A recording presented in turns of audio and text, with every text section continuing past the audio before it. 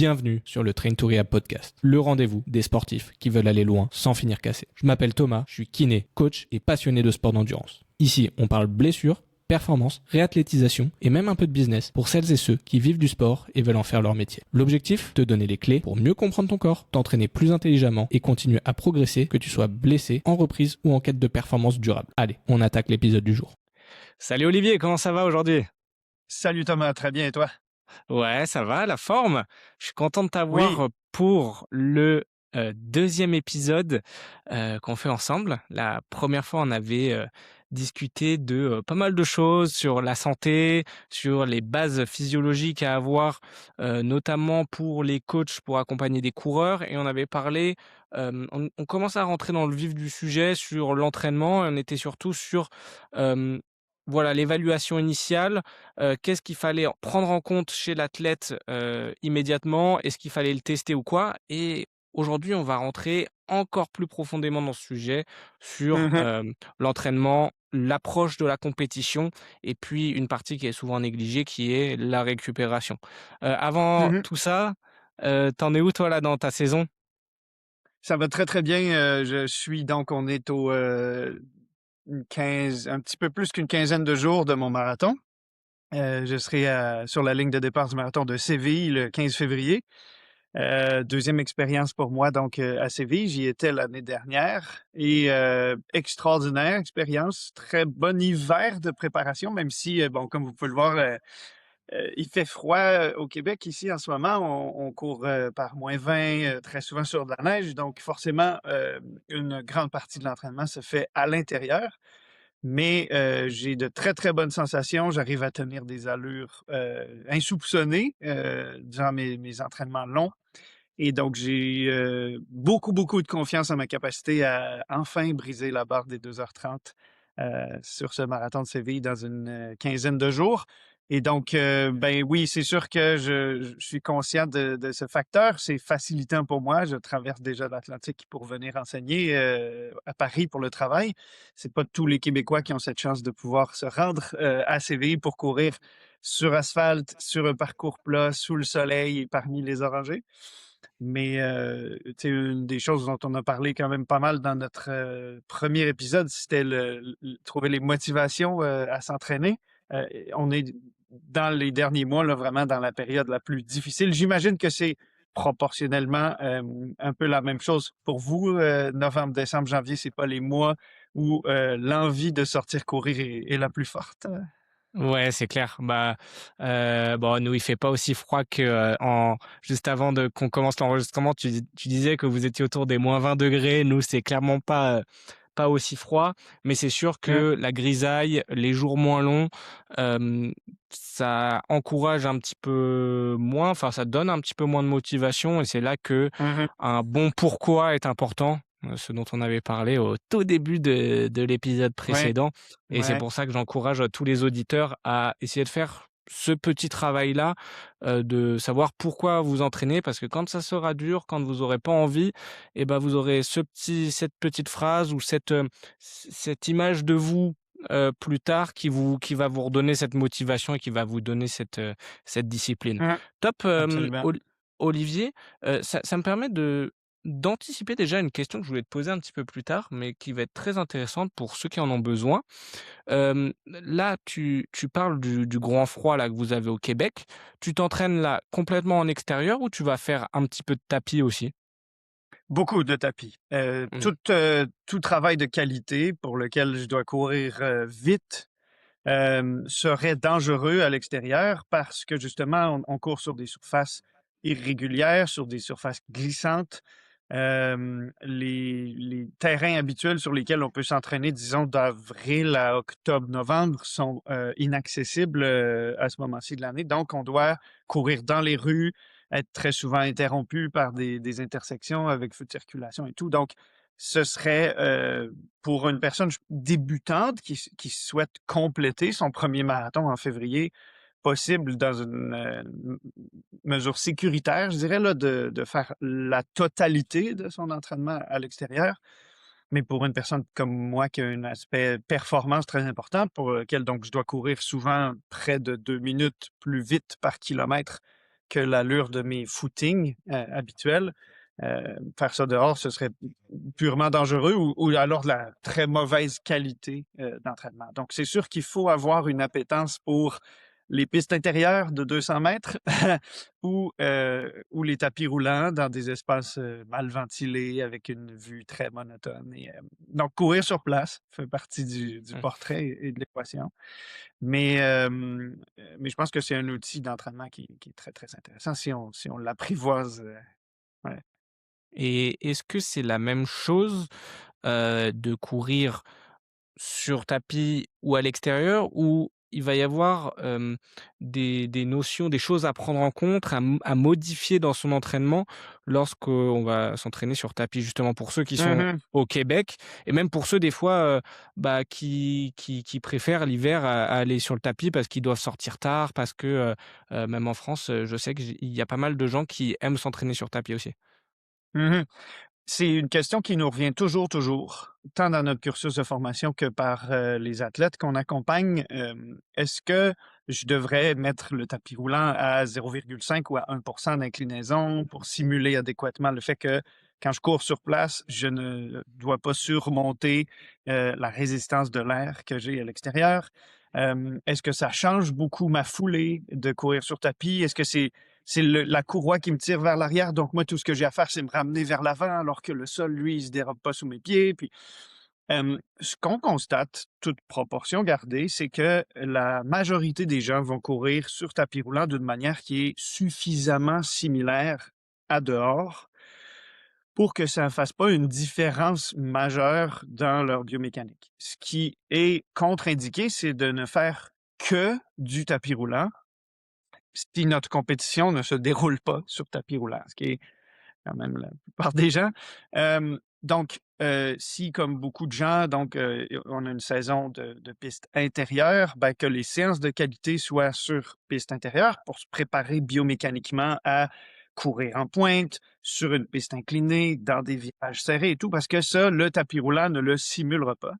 Et si la toute première fois qu'on rencontre cette exigence biomécanique-là, c'est pendant son 1500 ou son 3000 mètres, ça se pourrait que ce soit compliqué. Ça se pourrait que cette nouvelle exigence ou cette exigence additionnelle qui se superpose fasse un peu déraper ou dérailler le plan. De la même façon, quand un marathon se déroule sur route, c'est hyper important de rester acclimaté et adapté au fait que sur route, donc justement, la surface est dure, il n'y a pas de mécanisme d'absorption intégré. Il y a quand même un coussinage, des amortisseurs sur la structure d'un tapis qui fait que même si on court sur une plateforme rigide, cette plateforme-là, elle, est déposée sur des systèmes qui protègent davantage, disons, si on peut utiliser cette expression-là, donc avec des guillemets.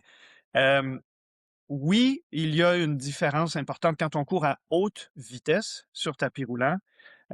C'est que le recrutement de la chaîne postérieure musculaire est plus important. Donc, oui, plus grande exigence sur les ischio-jambiers que lorsque l'on court dehors, notamment pour cette espèce d'extension de hanche, parce que justement, le temps que le pied est en contact avec le sol s'en va vers l'arrière, donc on doit ramener davantage la jambe vers l'avant. Et ça, cette exigence-là est encore plus importante sur les tapis incurvés non motorisés, où justement on doit aller griffer le sol devant et tirer la courroie le long de cette espèce de courbe. Si on fait énormément d'entraînement sur tapis roulant et qu'on le fait sur tapis non motorisé incurvé, oui, effectivement, ça va modifier suffisamment notre foulée pour que, rendu dehors, ensuite, l'exigence soit trop différente et que donc il puisse y avoir une sollicitation musculo-squelettique à laquelle le corps n'est plus habitué puisqu'il a été comme privé de cette sollicitation-là pendant tout le temps où on s'entraînait sur ce type de tapis. Puis enfin, la fameuse modulation, donc pour rendre l'effort plus difficile sur tapis roulant en mettant une inclinaison, parce qu'on n'a pas à résister, en fait, à surmonter la résistance de l'air. euh, il y a deux choses qu'il faut garder en tête par rapport à ça. La première, c'est que si tu fais une longue séance, comme moi, tu vois, par exemple, dans cette préparation marathon, j'ai fait 2 longues séances de 43 kilomètres. Si j'avais mis 1 d'inclinaison sur 43 kilomètres, ça m'aurait fait 430 mètres de dénivelé positif, alors que sur mon marathon, il y en aura probablement juste une cinquantaine. M'habituer à toujours courir dans un faux plat montant d'1 c'est aussi changer ma manière de courir pour que je sois davantage sur l'avant-pied et avec davantage de travail des fléchisseurs plantaires, mollets, tendons d'Achille. Et donc, quand je vais arriver sur du 0 ben, ma foulée va être différente. Donc, pour les personnes qui ont des vulnérabilités aux mollets, aux tendons d'Achille, mettre de l'inclinaison sur tapis roulant, c'est jouer avec le feu. Et la deuxième considération, c'est que sur tapis roulant, alors, on n'a pas besoin de résister à l'air qui nous ralentit, à ce vent de face qu'on affronte, mais on n'a pas non plus les avantages que cette circulation d'air autour de notre corps nous procure. Puis ça, c'est une des dimensions centrales, particulièrement en course à pied, c'est qu'on génère énormément de chaleur. Hein. Pour chaque calorie que l'on dépense pour essayer de se propulser vers l'avant, il y en a 3 que l'on dépense à dissiper de la chaleur. Autrement dit, on a à peu près 25 d'efficacité en production d'énergie. Ben, toute cette chaleur que l'on génère, je pense que quiconque s'entraîne presque exclusivement à l'extérieur le constate les premières fois, qui fait la transition sur tapis roulant, on suffoque dans notre bulle de chaleur. Donc, ce refroidissement par convection dont on profite à l'extérieur, on ne l'a plus sur tapis roulant. Et pour les quelques études qui ont cherché à l'évaluer, on constate que cette différence-là de travail s'accompagne d'une différence d'environ 1 de travail par rapport à l'extérieur. Donc, pourrait permettre d'annuler, en fait, cette espèce d'inclinaison artificielle que l'on met. Donc, pas très différent pour la prévention des blessures si on ne fait pas que du tapis roulant. Pas très différent pour la sollicitation musculaire si on n'est pas toujours sur tapis non motorisé ou toujours à inclinaison. Et pas très différent pour la sollicitation cardiovasculaire et métabolique parce que justement, on doit se thermoréguler avec un travail additionnel que l'on n'a pas à l'extérieur.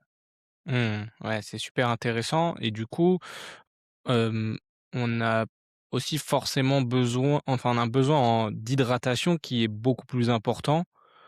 Sur tapis, ça me rappelle un petit peu, moi je viens du vélo à la base, j'ai fait 12 ans en compétition dans mes années jeunes, on va dire, même si je suis toujours jeune, mais Ben oui, mais où on faisait, l'hiver pas mal de home trainer, nos séances intenses, sur le vélo à l'intérieur et bah, c'est la même sensation. Tu sues, et là, tu essaies de ramener le plus gros ventilo possible pour te rafraîchir et surtout, bah, il fallait, tu buvais à fond, quoi. Donc c'est quoi tu ouais. sais ce que c'est le besoin d'hydratation supplémentaire par rapport à une séance en extérieur?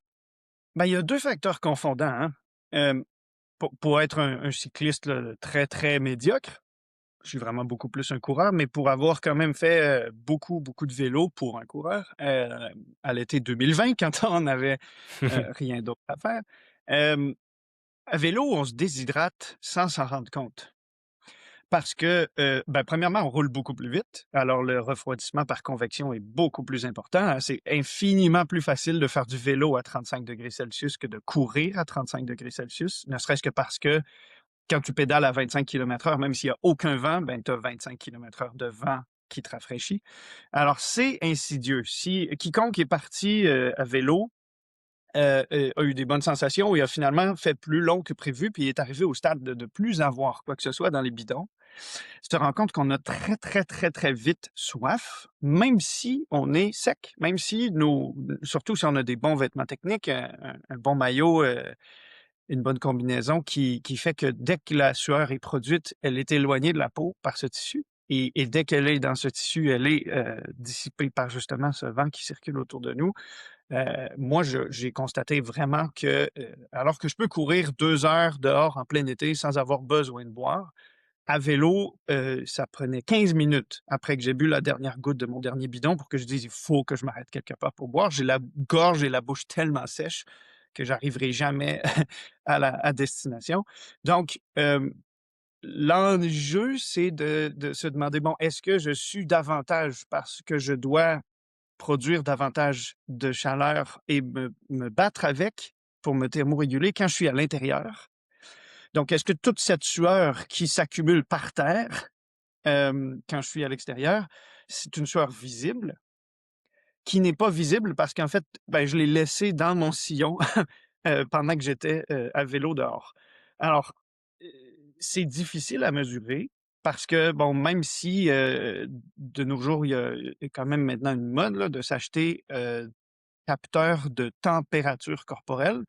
J'imagine que certaines personnes dans ton auditoire sont familières avec les moniteurs Core, que l'on donc qu'on attache sur la sangle de poitrine du cardiofréquencemètre et qui sont comme une mesure de puissance thermique qui, par un algorithme, en fait, là, de mesure de la température de la peau, sont capables d'inférer environ quelle est la température des organes, du vitaux, là, donc du corps, à l'intérieur.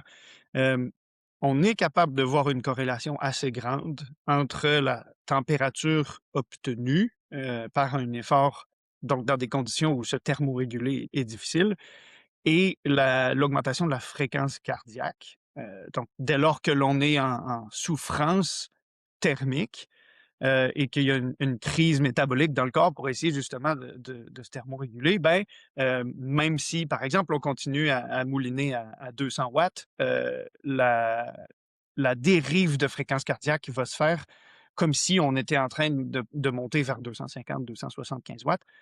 Alors, même pour les personnes qui n'ont pas ces moniteurs, si vous avez une mesure fiable de votre fréquence cardiaque, ce qui veut dire pas au poignet, avec la sangle ou le brassard, là, vous allez être capable normalement de voir, est-ce qu'à l'intérieur, j'ai pour un effort qui était proportionnellement identique, donc disons par exemple 2 heures à 200 watts, d'habitude je suis à 145 BPM, dehors j'étais à 155. Donc, manifestement, mon corps a travaillé plus fort. Manifestement, ce travail additionnel s'est accompagné d'une production de chaleur, donc d'une sudation, et donc d'un besoin d'hydratation qui est plus grand. Alors, la seule chose que je puisse vous encourager à faire, dans le fond, c'est de tester sur des protocoles identiques, par exemple, à l'intérieur avec ou sans le ventilateur, à l'intérieur avec ou sans vêtements additionnels pour compliquer la diffusion de chaleur, donc pour se thermoréguler, et d'utiliser donc 2 des 3 pointes du triangle, tenues constantes. Donc, par exemple, toujours la même perception d'effort, le même RPE, par exemple, de 5/10 et toujours le même rendement, par exemple, toujours 200 watts pendant 2 heures. Et là, de voir comment la troisième pointe du triangle, c'est-à-dire la charge interne, mesurée dans ce cas-ci par la fréquence cardiaque, est différente dans les différentes conditions. Et ben, ultimement, pour définir à combien de millilitres par heure vous devriez vous hydrater, ben, c'est 100 votre sensation de soif. Mais je fais le pari que même si vous êtes du type à dire: «Ouais, mais moi, je suis probablement toujours déshydraté, je me rends pas trop compte quand j'ai soif, j'ai tendance à jamais boire assez et tout», ben, là, vos données de fréquence cardiaque vont être une assez bonne indication. Donc peut-être finalement, j'ai pas bu davantage pendant, la séance, même si ma fréquence cardiaque était plus élevée. Mais dans les 45 minutes, 1 heure, 2 heures qui ont suivi la fin, là, je me suis beaucoup plus réhydraté que d'habitude parce que là, votre corps tolérerait pas de rester dans cet état de déshydratation. Donc, moi, ça serait les 3 indicateurs, que j'utiliserais. Donc, fréquence cardiaque, comme valeur dépendante, comme output sur lequel on se penche, euh, niveau de sudation mesuré et besoin d'hydratation pendant l'effort et dans, disons, les 2 heures qui suivent l'effort, pour vous donner une assez bonne idée de comment se compare un entraînement à l'intérieur versus à l'extérieur. Mmh. Ouais. OK, très, très clair. De toute façon, on essaiera de revenir un petit peu, sur l'hydratation, sûrement dans la partie, récupération. Là, je voulais qu'on aille vraiment dans le côté entraînement maintenant. Ouais. Hem, Là, toi, tu arrives tu vas approcher de la fin de prépa pour ton marathon. Tu m'as dit que c'était dans 2 semaines? 15 Un petit jours? peu plus de 2 semaines, ouais. Ouais. Un peu plus de 2 semaines donc là, je suppose qu'on arrive au pic, de ta prépa vraiment. Hem, Moi, j'ai une question que j'ai déjà posée à Yves Saint-Louis la dernière fois. Hem, Comment on fait, pour déterminer, bien sûr dépendamment de la compétition, de la distance, que tu vas avoir à parcourir, mais le volume idéal qu'il va falloir atteindre en fin de prépa? Parce qu'après, en fait, du coup, hem, la suite et le déroulé, si tu fais un petit peu un rétro-planning, va dépendre, et bah, des attentes, que tu as en fin de prépa. Il va y avoir une contamination nécessaire parce que j'enseigne, notre cursus de formation pour les coachs avec Yves, justement. Donc, nos discours sont assez alignés. Hem, donc sans me faire le perroquet de ce qu'il t'a déjà dit, je vais probablement répéter au moins 2 des 3 choses que je vais dire sont des choses sur lesquelles, il est, en phase avec nous. Je vais commencer par la plus évidente dans la tête des gens, OK? Quand tu m'as dit: «Bon, quel est le volume optimal à atteindre en fin de prépa pour être 100 prêt?» Donc, si j'utilise le cas du marathon, on pourra ensuite, si tu veux, aussi parler plutôt d'épreuves plus courtes, type 1500, 5000 ou 5 kilos, puis d'épreuves plus longues, comme d'ultramarathon, style UTMB, Templier, Alouette. Carrément. Euh, sur marathon, je suis d'avis que pour compléter 42,2 km sans objectif de chrono, simplement survivre à la distance jusqu'à franchir le fil d'arrivée, euh, le travail que l'on a à faire comme coach avec un athlète, c'est de l'amener à courir 42,2 km dans un nombre décroissant de jours. Donc, de distribuer la charge totale que l'athlète va devoir s'imposer en une seule journée, le jour de son marathon. D'abord sur une période de 7 ou 6 jours. Donc, ça veut dire 6 ou 7 kilomètres par jour pour 42 sur la semaine. Et au fur et à mesure que l'athlète sera capable de tolérer cette charge sur un nombre élevé de jours, densifier son entraînement pour que donc les 42 kilomètres soient parcourus en 5, voire 4, voire 3. Et, si possible, un peu à la manière d'une préparation pour une épreuve d'ultra, où il est absolument et impossible et vain et totalement contre-indiqué de tenter de parcourir la distance de l'épreuve en une seule sortie, d'utiliser une modalité comme le weekend shock pour répartir sur 3, 4 ou 5 séances à l'intérieur d'une fenêtre d'environ 48 heures.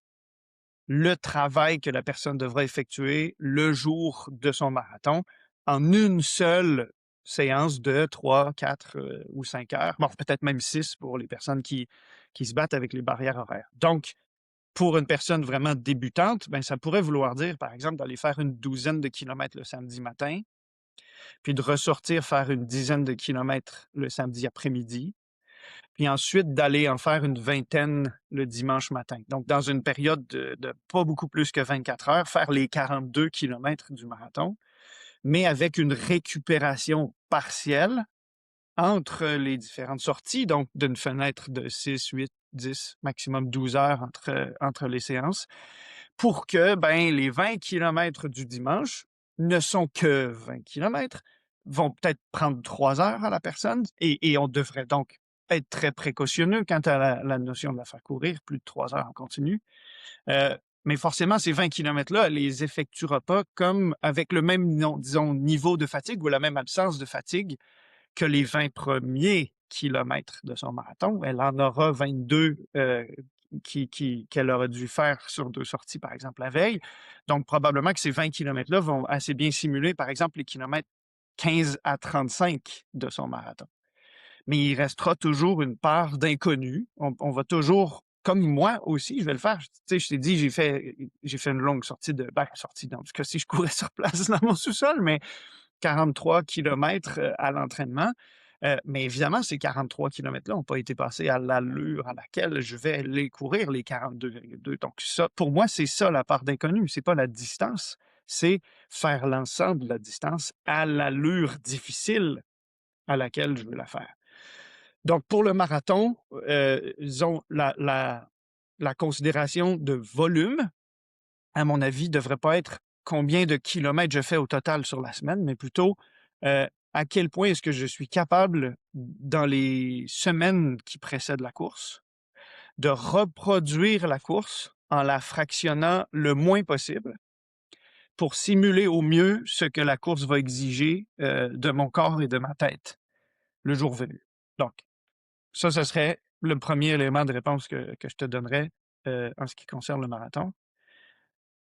Maintenant, c'est sûr on se demande aussi pas juste comment on reproduit le marathon à l'entraînement, mais quelle quantité de travail, par exemple, d'intensité élevée, de type VO2 max, quelle quantité de travail d'intensité modérément élevée, de type seuil ou tempo on fait faire à la personne et combien de sorties d'endurance fondamentale, donc des jogs faciles relativement brefs, on fait faire à la personne par-dessus son travail d'extension de sortie longue. Et là, ben, moi, je peux pas dire autrement que l'objectif, c'est d'en faire le plus possible à la personne dans la mesure où son corps l'absorbe bien, elle en récupère adéquatement et elle peut répéter une charge similaire, voire légèrement supérieure, dans le microcycle suivant, la semaine suivante ou les semaines suivantes. Et c'est là qu'il y a un caractère presque paradoxal parce qu'il y a comme une règle de proportionnalité inversée selon les objectifs de performance.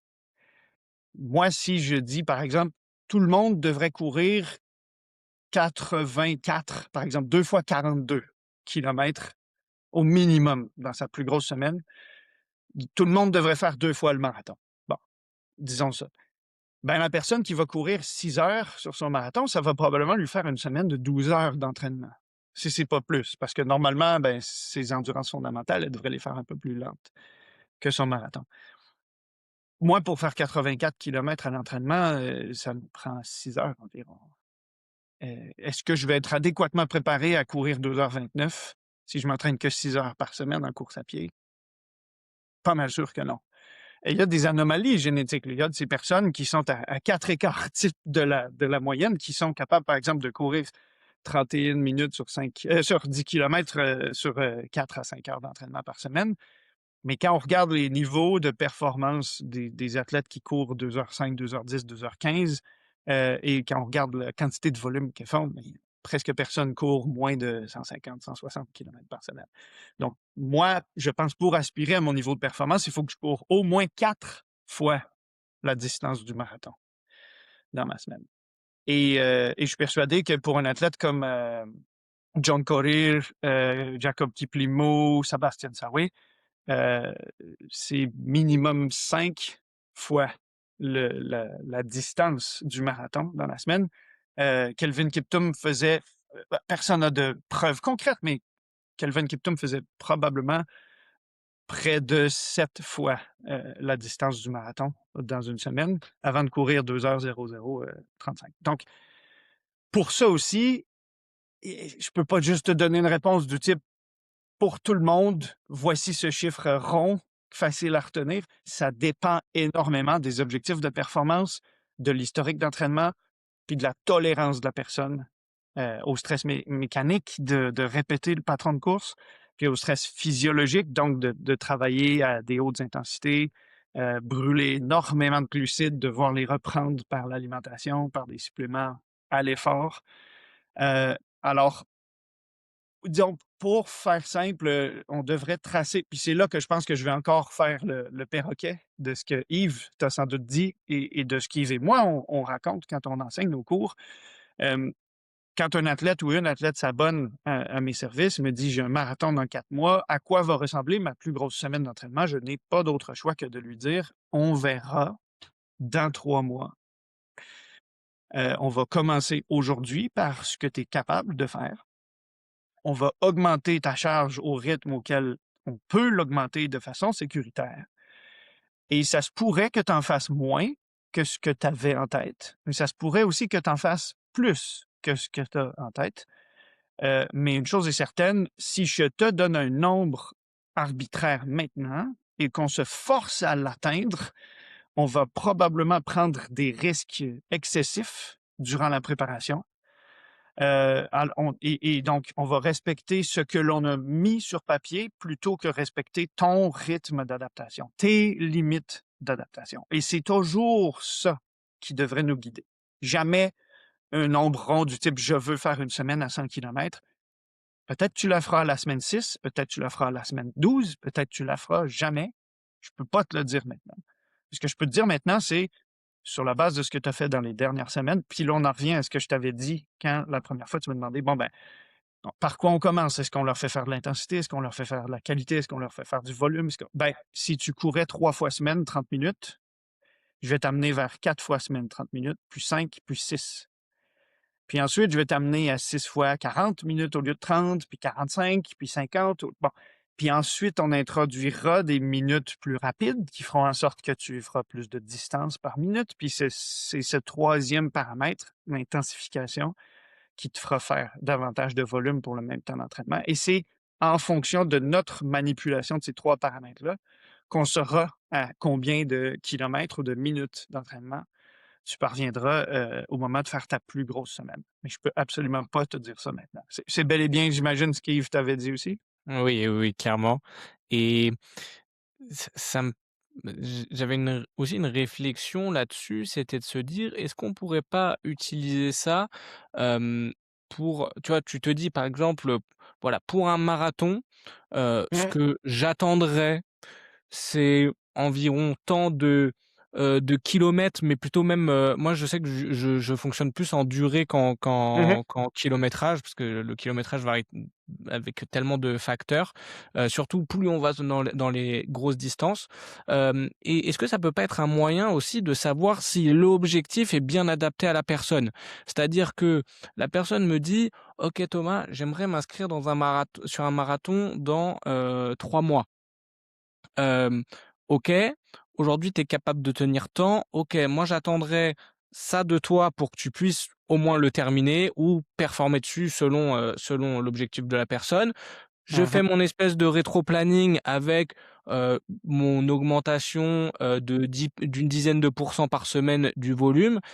Ah tiens, il y a un trop gros écart, OK, on va peut-être passer sur un objectif intermédiaire en attendant. Est-ce que ça peut être un bon moyen d'évaluation pour, se dire que: «OK, cet objectif est peut-être un petit peu trop gros, on va revoir nos ambitions à la baisse».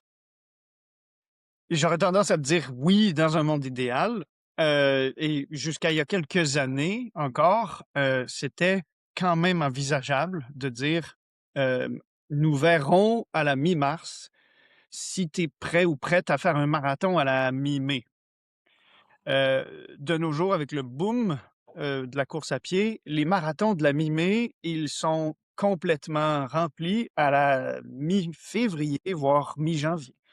On a un marathon ici, dans la grande région de Montréal qui se déroule à la première fin de semaine d'octobre et dont toutes les places sont vendues en à peu près 24 heures dans la semaine qui précède Noël. 10 mois Mmh. avant, presque 10 mois complets avant. Donc moi, j'ai pas trop le choix d'avoir, des athlètes qui viennent me voir et qui me disent: «J'ai mon dossard pour ce marathon complet depuis longtemps. Il est la première fin de semaine d'octobre. Je peux pas décider autour du mois de septembre si je vais le faire. Donc c'est soit j'y vais, soit j'y vais pas. Mais si j'y vais pas, j'ai gaspillé mon argent, mon temps, mon énergie à me procurer ce dossard. Donc, on est un peu forcé par ces circonstances, parce que sinon, ben, c'est ça. Pour ces personnes-là, la seule manière de se prendre un dossard, une fois qu'on est certain et certaine qu'elle est prête, ben, c'est de se prendre un dossard pour un des rares événements qui n'est pas encore Mmh. complet, à Mmh. quelques semaines. Mmh. Et ça veut donc souvent dire des événements de plus petite envergure, où il y aura pas nécessairement un peloton de gens, de leur niveau avec qui ils vont pouvoir courir à leur allure, où il y aura peut-être pas non plus de meneur d'allure à la vitesse à laquelle ils souhaitent courir et tout. Donc c'est pas optimal pour ces gens-là, en quelque sorte, de se retrouver dans des circonstances. Donc, on est un peu obligé de condenser le travail dans une période fixe parce que le dossard est déjà là et l'événement est déjà rempli. Mais oui, je suis 100% d'accord avec toi que, il y a énormément de gens qui vont prendre le départ d'un marathon à l'arraché, heu, assez bien faire sur les 20-25 premiers kilomètres et survivre péniblement et lamentablement aux 15 à 20 derniers kilomètres, ne serait-ce que parce qu'ils s'étaient imposés de le faire et qui donc vont en avoir une expérience absolument horrible parce qu'il y a, je crois, une sorte de survalorisation de cette distance. Moi, j'ai énormément de gens dans mon entourage qui disent: «Je fais seulement le semi». Mais Jacob Kiplimo, quand il le fait en 56-42, penses-tu qu'il fait seulement le semi? Tu sais? Donc, heu, qu'est-ce qu'il y a de moins méritoire à faire la moitié de la distance, mais à avoir du plaisir puis à aller vite pendant? Tu sais, puis c'est là que c'est pour ça que je te disais, je pense qu'on parle pas assez des distances plus courtes. Je fais seulement le 5 kilomètres. J'ai jamais, depuis plusieurs années, j'ai jamais fait un footing moins long que 5 kilomètres. C'est il y a pas de mérite à parcourir la distance de 5 kilomètres. Pour 99 des coureurs là, qui ont pas commencé il y a quelques semaines, un 5 kilomètres, c'est pas une distance qui inspire l'admiration, le courage d'avoir affronté 5 kilomètres. Mais courir 5 kilomètres à VO2 max, avoir une respiration laborieuse et une perception d'effort déjà près de 9 sur 10 après 5 ou 6 minutes d'effort, là, puis malgré tout continuer pendant une dizaine de minutes, c'est méritoire. Hein? C'est comme dire si, par exemple, en renforcement musculaire, au lieu de faire des CrossFit Games ou de mesurer de l'haltérophilie aux Jeux olympiques quand tu as la charge que tu peux soulever une fois, on disait: «Non, non, non, non, non, moi, le vrai haltérophile, là, c'est celui qui est capable de soulever 20 kilos 994 fois». Ben, non! Pourquoi? Tu sais? Donc, hem, oui, je pense qu'il y a beaucoup de gens qui se lancent sur marathon parce qu'ils imaginent que c'est la seule vraie distance pour laquelle ils vont mériter, d'avoir complété, d'avoir souffert sur la fin, va leur avoir procuré une sorte d'aura d'accomplissement ou de gratification. Moi, je suis d'avis que si je pouvais être avec mes athlètes avant qu'ils se procurent leur dossard, je leur dirais: «Faisons quelques bons semis. Assurons-nous que tu as du plaisir à faire la prépa, à prendre le départ de la course en pleine santé, en pleine forme, à avoir du plaisir jusqu'au kilomètre 19 peut-être, parce que c'est pas parce que la distance est plus courte que c'est nécessairement agréable sur la fin, heu, mais que ce soit pas une pénible traversée du désert que de terminer. Puis là, une fois que tu auras l'impression de plafonner ou de stagner sur la distance, puis que tu auras envie d'aller chercher un nouveau type de défi, ben là, on pourra choisir, est-ce qu'on descend sur 10 et on essaie d'améliorer tes chronos ou est-ce qu'on monte sur marathon, puis là, on essaie d'améliorer ton endurance, donc d'être capable de tenir une allure similaire à celle de ton semi, mais pendant 2 fois, la distance. Tu sais, parce qu'un marathon, là, c'est pas 2 semis, un derrière l'autre, là. Tu en as déjà fait? J'ai jamais fait de marathon en compétition. Tu as Moi, déjà je suis fait 42 bornes à l'entraînement, mais j'ai fait 50 kilomètres en course. C'était sur un triathlon de 24 heures où j'avais 8 heures de course. Hem Ouais, ouais, ça ça piquait oh! et là cette année, je suis sur du trail, bah, tu vois, je remonte, sur, 50 kilomètres mais avec du dénivelé cette fois. Enfin, Ouais, il y avait quand même du dénivelé parce que c'était en Bretagne sur la côte et que, il y avait quand même 900 mètres de dénivelé sur les sur les sur 50 les bornes. 50. Mmh. Mais, non, jamais fait sur route. Hem, j'ai fait, un semi en compétition et je me suis éclaté, vraiment. Moi, j'encourage tous ceux que je suis à faire cette distance-là. Je trouve que c'est une Mmh. distance sur laquelle on peut travailler toutes les palettes à l'entraînement. Il y a une très large palette à travailler. Ça demande en temps d'entraînement quand tu as beaucoup de travail et cetera, pas un si gros volume que ça. Bien sûr, si tu as envie de performer, il faudra un plus gros volume, mais ça reste, très correct. Mmh. Et je trouve que c'est vraiment, une super distance et ouais, j'encourage les gens à aller faire ça et tout à l'heure Ouais. aussi, sur ce que sur, sur ce qu'on a dit, oui, forcément, les dossards sont durs à avoir, mais peut-être que c'est un conseil qu'on peut donner aux gens, pas forcément aux coachs, mais aux athlètes avant qu'ils prennent leur dossard parce qu'ils le savent un petit peu avant, voilà, quand est-ce que va être la date du, de des inscriptions. Peut-être de faire rapidement un petit rétro-planning, de se dire: «OK, là, je vais devoir condenser, par exemple, 42 kilomètres sur un week-end. Aujourd'hui, combien je cours? Hop, tu mets ces 2 données, dans ChatGPT, il te fait ça. Tu dis, voilà, tu me fais un rétro-planning avec 10 pa 10 chaque semaine. OK, Mmh. est-ce qu'aujourd'hui je suis capable de le faire? Oui. OK, Ouais. je peux m'inscrire dessus. Est-ce que c'est pas un conseil qu'on pourrait donner pour, voilà, au moins se faire, voilà, bien plaisir sur nos compétitions et pas exploser en vol, quoi? Heu, oui, pour probablement 70 à 80 de la population qui se trouve à moins d'un écart type de la moyenne de volume que les gens font. Puis c'est peut-être une de mes marottes, peut-être une des choses sur lesquelles, tu sais, encore une fois, je t'ai dit, je peux pas te dire pour tout le monde, tu dois courir combien de kilomètres en préparation de ton marathon. La fameuse règle des 10, c'est pratique, hein, un beau Mmh. chiffron qui s'applique à Ouais. tout le monde. Mais tu sais, en formation, moi, je prends le temps d'insister. Quand tu as une patiente qui vient te consulter en kinésithérapie, qui se remet d'une blessure et qui veut reprendre l'entraînement. Quand tu as une femme qui vient de donner naissance à un enfant avec césarienne, complications et tout, quand tu as une personne retraitée, assez âgée, avec de l'arthrose et tout, euh, si tu augmentes leur volume d'entraînement de seulement 10 de la semaine 1 à la semaine 2, de la semaine 2 à la semaine 3, si tu les as fait courir, par exemple, 25 minutes la semaine 1, tu vas seulement ajouter 2 minutes et demie d'entraînement la semaine 2. C'est complètement absurde. C'est un rythme de progression qui est beaucoup trop lent pour ces personnes-là.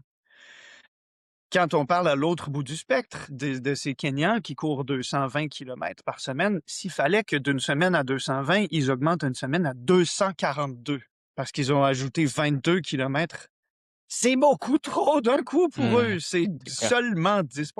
Donc, tu vois, si, c'est vrai que si la personne elle court entre, disons, 3 et 8 heures par semaine, grosso modo, tu as couru 180 minutes, j'en ajoute 18 la semaine suivante, c'est 10.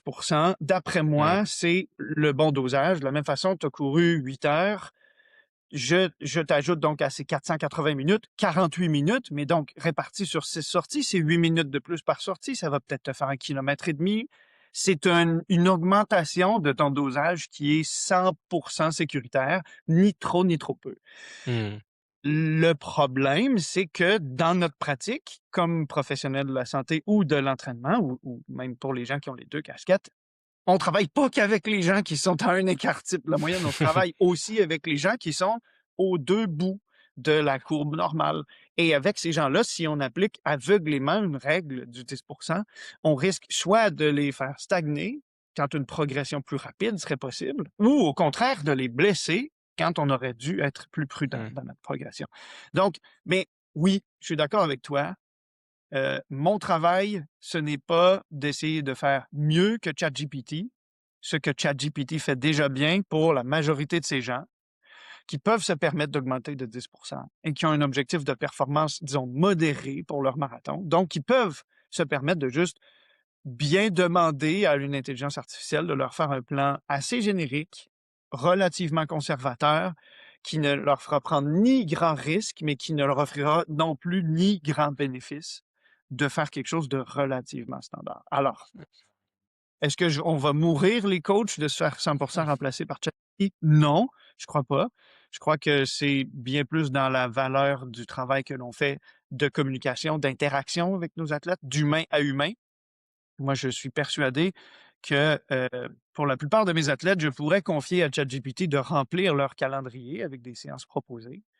Euh, et le travail serait aussi bien fait que par moi qui remplis manuellement leur calendrier, mais que toute la dimension humaine, où ils peuvent m'écrire quand ils tombent malades, ils peuvent m'écrire quand ils commencent à avoir un petit bobo quelque part, ils peuvent m'écrire quand ils manquent de motivation, puis ils cherchent une manière d'optimiser leur entraînement pour maintenir leur forme sans nécessairement faire des gains parce que c'est une période compliquée, conciliation travail-famille, bon. Là, je pense qu'est ma véritable valeur ajoutée. Et c'est là que je pense donc que plus la personne est près des extrêmes, plus elle a besoin d'être en interaction constante avec un humain qui est passé par là, qui a des bonnes connaissances, des bonnes compétences. Mmh. Et donc, quand je parle de ces extrêmes aussi, ben, tu sais, ça nous ramène à ce que je t'avais dit. Qu'est-ce qu'on fait faire à une personne qui veut faire un 1500 le plus rapidement possible ou qu'est-ce qu'on fait faire à une personne qui veut faire un ultra? Moi, j'ai un des athlètes que j'accompagne qui vit à Manhattan, qui doit faire 2 heures de train pour aller trouver un sentier sur lequel s'entraîner avec un minimum de dénivelé, puis qui avait son dossard pour l'UTMB. Alors, je te laisse imaginer que c'est assez complexe de se préparer adéquatement pour l'UTMB quand tu vis dans une jungle de béton. Heu, on a fait ce qu'on pouvait. On est arrivé bien rapidement aux limites de ce qu'on pouvait faire comme préparation spécifique, parce qu'il devait prendre l'avion pendant 4 heures pour aller au Colorado pour s'entraîner en contexte montagnard comme ce qu'il allait rencontrer autour du Mont Blanc. Est-ce que je lui ai fait faire des sorties de rando-course de 23, 24, 25 heures pour le préparer adéquatement à son UTMB? Bien sûr que non. Mmh. Mais est-ce que je lui ai fait faire le plus de volume possible autour des allures qu'il essayait de tenir durant la course? Est-ce que je lui ai fait faire le plus de dénivelé possible dans des périodes condensées où il me disait, là, je peux aller à la montagne 4 jours avec ma conjointe? Tu sais? Est-ce que je lui ai fait faire du travail de descente à haute intensité pour préparer ses quadriceps à survivre à ces descentes autour du gros caillou blanc? Oui, bien sûr. Mais est-ce que j'étais 100% confiant qu'on l'avait préparé parfaitement? Bien sûr que non. Est-ce qu'il faisait des volumes astronomiques parce que c'est une très longue distance? Bien sûr que non. Est-ce que sa course s'est 100% bien déroulée? Bien sûr que non. Mais ça, c'était connu dès le départ. Mais ce qui nous a guidés, donc, dans notre progression, c'est ce que son corps tolérait bien et ce qu'il était capable d'imaginer que son corps tolérerait bien dans les semaines et les mois qui ont suivi. Donc, oui, moi, j'ai des athlètes qui se préparent pour des épreuves qui vont faire justement 22, 23, 24 heures sur 160 kilomètres. Ils vont jamais faire une semaine d'entraînement de 22, 23, 24 heures. Mais ils vont faire, par exemple, 12 heures d'entraînement dans une période de 48 heures et 12 heures d'entraînement spécifique. Donc, dans les conditions similaires à celles de la course, avec de la montée difficile comme dans la course et avec de la descente difficile comme durant la course. Puis je peux te garantir qu'ils sont presque aussi épuisés, courbaturés, euh, mentalement drainés à la suite de ces 12 heures d'entraînement-là qu'à la suite des 22, 23, 24 heures que vont leur avoir pris ces 160 kilomètres-là. Et donc, quelle que soit la distance, je pense que notre objectif ne devrait pas être de chiffrer précisément ce que l'on souhaite faire faire à la personne, mais plutôt de reproduire le plus fidèlement possible ce qu'elle va rencontrer comme exigence physiologique, musculo-squelettique et psychologique le jour de la compétition. Et c'est aussi vrai pour un 1500. Petite interruption pour te dire que si tu cours régulièrement, il y a de fortes chances que tu sois dans une de ces trois situations. Tu es blessé et tu ne sais pas comment reprendre sans rechute, tu t'entraînes beaucoup mais tu stagnes, ou tu doutes en permanence de ce que tu fais à l'entraînement. Dans les trois cas, le problème, c'est rarement la motivation, c'est souvent l'absence de cadre.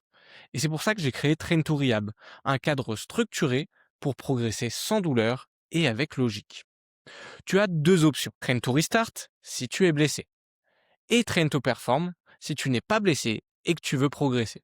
L'objectif, ce n'est pas de te rendre dépendant, c'est de te rendre autonome. Donc si tu veux voir comment c'est organisé, le lien est en description. Hmm. Ouais, très très clair. Euh, là, sur la partie sur l'IA, moi, c'était surtout sur juste pour avant une inscription, se dire: «Bon, OK, je suis en capacité de le faire», mais après je suis totalement aligné avec toi sur le fait que, bah, enfin, c'est très compliqué, et puis, c'est pas demain la veille que les coachs, que les thérapeutes seront remplacés parce qu'il y a ce côté humain, qui est primordial et que tu ne Mmh. peux pas remplacer pour le moment. Donc non, là-dessus, je suis totalement aligné, mais c'était surtout aussi pour, voilà, au moins se dire: «Bon, OK, peut-être que, tu sais, je suis à 10 mois de ma course», se dire juste: «C'est possible que je m'inscrive parce que je vais pouvoir travailler ça et je vais avoir le temps, de préparer ça convenablement», tu vois? 100 100 d'accord. Hem, Super, maintenant, donc on a vu, comment on on décide d'un volume final, même si, tu nous as dit qu'on préférait tu préférais partir, voilà, du volume initial qui est capable de tenir la personne et de respecter la progression, qu'elle peut soutenir. Hem, Mmh. on Donc là, on a parlé de volume et maintenant, au niveau des intensités, parce que ça va être important, surtout quand on va aller, sur du courte distance, même enfin, du 1500 au marathon. Mmh. Comment on déjà, quel volume d'intensité on va mettre dans la semaine? Hem, donc je suppose qu'il y a pas de chiffre rond, Ou mais comment on va plus décider proche. du Oui, et on est plus proche d'avoir des chiffres ronds là-dessus. Mmh. OK, et du coup, bah, quels seraient les chiffres? On parle souvent du 20-80, dans les sports d'endurance. Est-ce que ça, c'est toujours d'actualité? Et comment on les répartit et comment on les choisit, ces intensités? Ben, alors je vais prendre par la fin comment on les choisit. Parce que toutes les intensités ont leur importance et leur pertinence dans la préparation physique, mais toutes ces intensités n'auront pas la même importance et la même pertinence pour tous les athlètes à tous les moments. Pour une personne qui va courir son marathon à peine, au-dessus de son premier seuil métabolique ou ventilatoire, là, donc pour les gens qui sont familiers avec le système à 5 zones, on parlerait d'un marathon qui soit couru frontière zone 2, zone 3 ou, zone 3 basse. Donc dans un effort de type tempo, je peux, parler par phrase, presque complète, essoufflement modéré, perception d'effort autour de 5/10. Heu, le travail de VO2 max a une perception d'effort de 9/10, avec des intensités très, très, très élevées, frontières, zone 5, zone 6, pour des efforts de 30 secondes, 1 minute. Il n'est pas inutile, mais il n'a aucune pertinence dans les semaines, disons, 6 à 2, avant la course. Mais pour une personne qui n'a jamais fait ce type de travail, c'est mieux d'en faire dans les 4 dernières semaines de la préparation que de ne pas en faire du tout. Donc moi, j'ai des marathoniens ou des marathoniennes que j'accompagne qui font du développement de VO2 max jusqu'à l'affûtage. Parce que je sais que chaque fois que je leur fais faire une séance de développement de VO2 max, j'obtiens des gains qui vont percoler sur tout le reste. Parce que j'ai pas eu le temps de leur faire faire une phase de développement de VO2 max préalablement à cette préparation spécifique qui précède l'affûtage, ou parce que je sais que ces gens-là ont tellement peu développé leur VO2 max dans leur historique d'entraînement des dernières années que, il y a encore beaucoup de gains à faire. En anglais, on parle de low hanging fruit. Donc c'est un objectif qui peut être très, très difficile à atteindre pour des personnes qui ont un historique donc d'avoir couru dans des équipes d'athlètes collégiales universitaires, qui a fait énormément d'entraînement sur piste, des 200, des 300, des 400, des compés sur 800, sur 1500. Cette personne-là, elle a probablement déjà développé tout ce qu'elle pouvait développer de VO2 max. Je vais peut-être lui faire un 2 à 3 semaines de VO2 max au début de la prépa générale, juste pour m'assurer d'avoir ramené ce paramètre-là au niveau le plus élevé possible. Et ensuite, je vais lui faire seulement quelques 200, 300, 400 rapides à la fin de ces séances de seuil, juste pour faire du maintien de cette qualité-là. Et peut-être un dernier rappel de VO2 max, la semaine de son marathon, par exemple, retourner à la piste, faire 5, 6 fois 400 assez vite, puis ensuite, ou juste avant, quelques fois, par exemple, 1 ou 2 kilomètres à son effort marathon, juste pour m'assurer que le corps s'est souvenu de l'importance de cette qualité-là, ne s'en est pas débarrassé, use it or lose it, donc, puisque c'est très exigeant de le maintenir, si le corps en a pas besoin, il va s'en départir. Donc, séance de rappel, puis ensuite, je l'envoie sur la ligne de départ de son marathon en me disant le VO2 max ne sera pas son facteur prédictif de performance le plus important, mais on n'a pas négligé cet aspect-là. Et donc, si la personne fait du 5000 ou du 1500, elle va faire son épreuve à VO2 max. Alors, je dois lui en faire énormément dans sa phase de prépa spécifique et même la semaine de la course. Peut-être 2 séances qui vont comporter de l'effort à VO2 max, soit juste un peu au-dessus, soit juste un peu en dessous, mais clairement dans une fourchette de 5 au-dessus à 5 en dessous. Et c'est pour ces gens-là du travail d'endurance fondamentale en extension longue qui est absolument pas spécifique. Parce que tu veux courir 3, 4, 5 minutes ou 13, 14, 15 minutes le plus vite que tu peux, ça sert absolument à rien d'aller courir 2 heures et demie lentement dans la phase de préparation spécifique. Par contre, je peux t'amener à courir jusqu'à 90 minutes en continu, presque toutes les semaines dans la phase de préparation générale, parce que ton développement aérobie passe notamment par cette extension-là.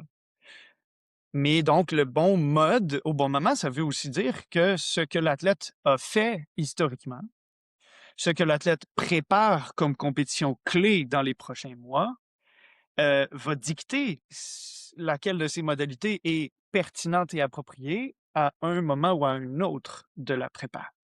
Et donc, pour faire cette décision-là de périodiser la saison de préparation de l'athlète en fonction d'une prépa générale, d'une prépa spécifique et d'une phase compétitive, il faut qu'on ait en main ce que l'athlète a fait dans les dernières années, ce que l'athlète est capable de bien exécuter dans les prochaines semaines, les prochains mois, et de quels outils est-ce que l'athlète aura besoin dans son coffre le jour de la compé.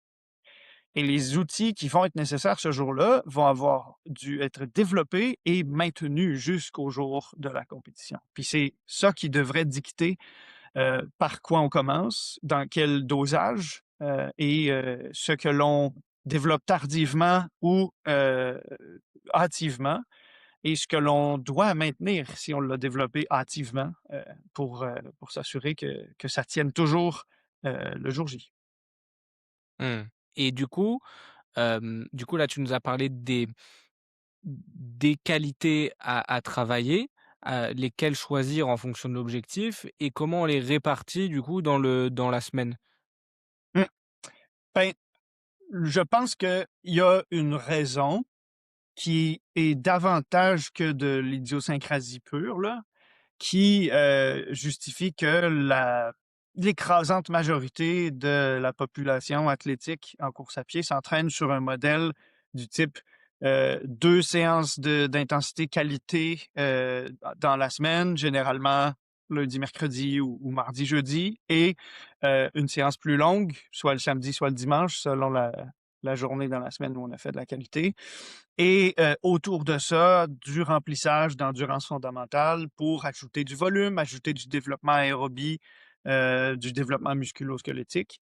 Est-ce que c'est nécessaire de tout le monde faire comme ça parce que tout le monde fait comme ça, historiquement, depuis Arthur Lydiard, Bill Bowerman, les années 50, 60, 70? Non.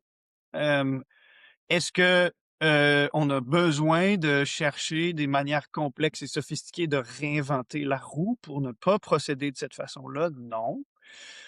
Est-ce que tout le monde a besoin de faire une VMA courte et une VMA longue chaque semaine, les 52 semaines de l'année, pendant les 50 années pendant lesquelles ils vont courir? Non. Mais moi, j'aime à dire à mes athlètes auxquels j'ai quand même une relativement bonne confiance qui vont s'orienter dans leur entraînement, non pas en fonction d'une mentalité rigide de j'ai ça à l'horaire donc je le fais, mais plutôt en écoutant leur corps et leurs réponses aux séances précédentes et leur disposition à aller faire l'entraînement du jour.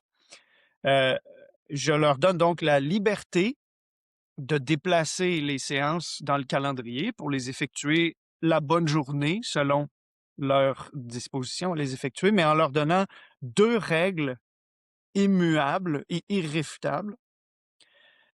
Jamais 2 journées difficiles consécutives, sauf si je les ai planifiées de cette façon, parce qu'on a des intentions spécifiques. Alors, comme je te le mentionnais, marathonien, marathonienne, petit week-end choc, c'est difficile le samedi, c'est difficile le dimanche, c'est prévu, pas toutes les semaines, seulement si on est certain que ça va bien passer. Mais je ne veux pas, par exemple, que tu me fasses ta séance de seuil le mercredi plutôt que le mardi et que tu me fasses malgré tout ta séance de VO2 max le jeudi. Si tu as fait ton seuil le mercredi, il faut que tu repousses ton VO2 max le vendredi pour te garder une journée facile entre chaque journée difficile. Puis c'est pas parce que je crains que tu te blesses pendant ta séance de VO2 max si tu la fais le lendemain de ta séance de seuil. Moi, j'ai fait hier une séance de seuil de 9h à 10h le matin et une séance de VO2 max de 16h30 à 17h30. Je suis confiant dans ma capacité à les empiler. Je suis brisé ce matin.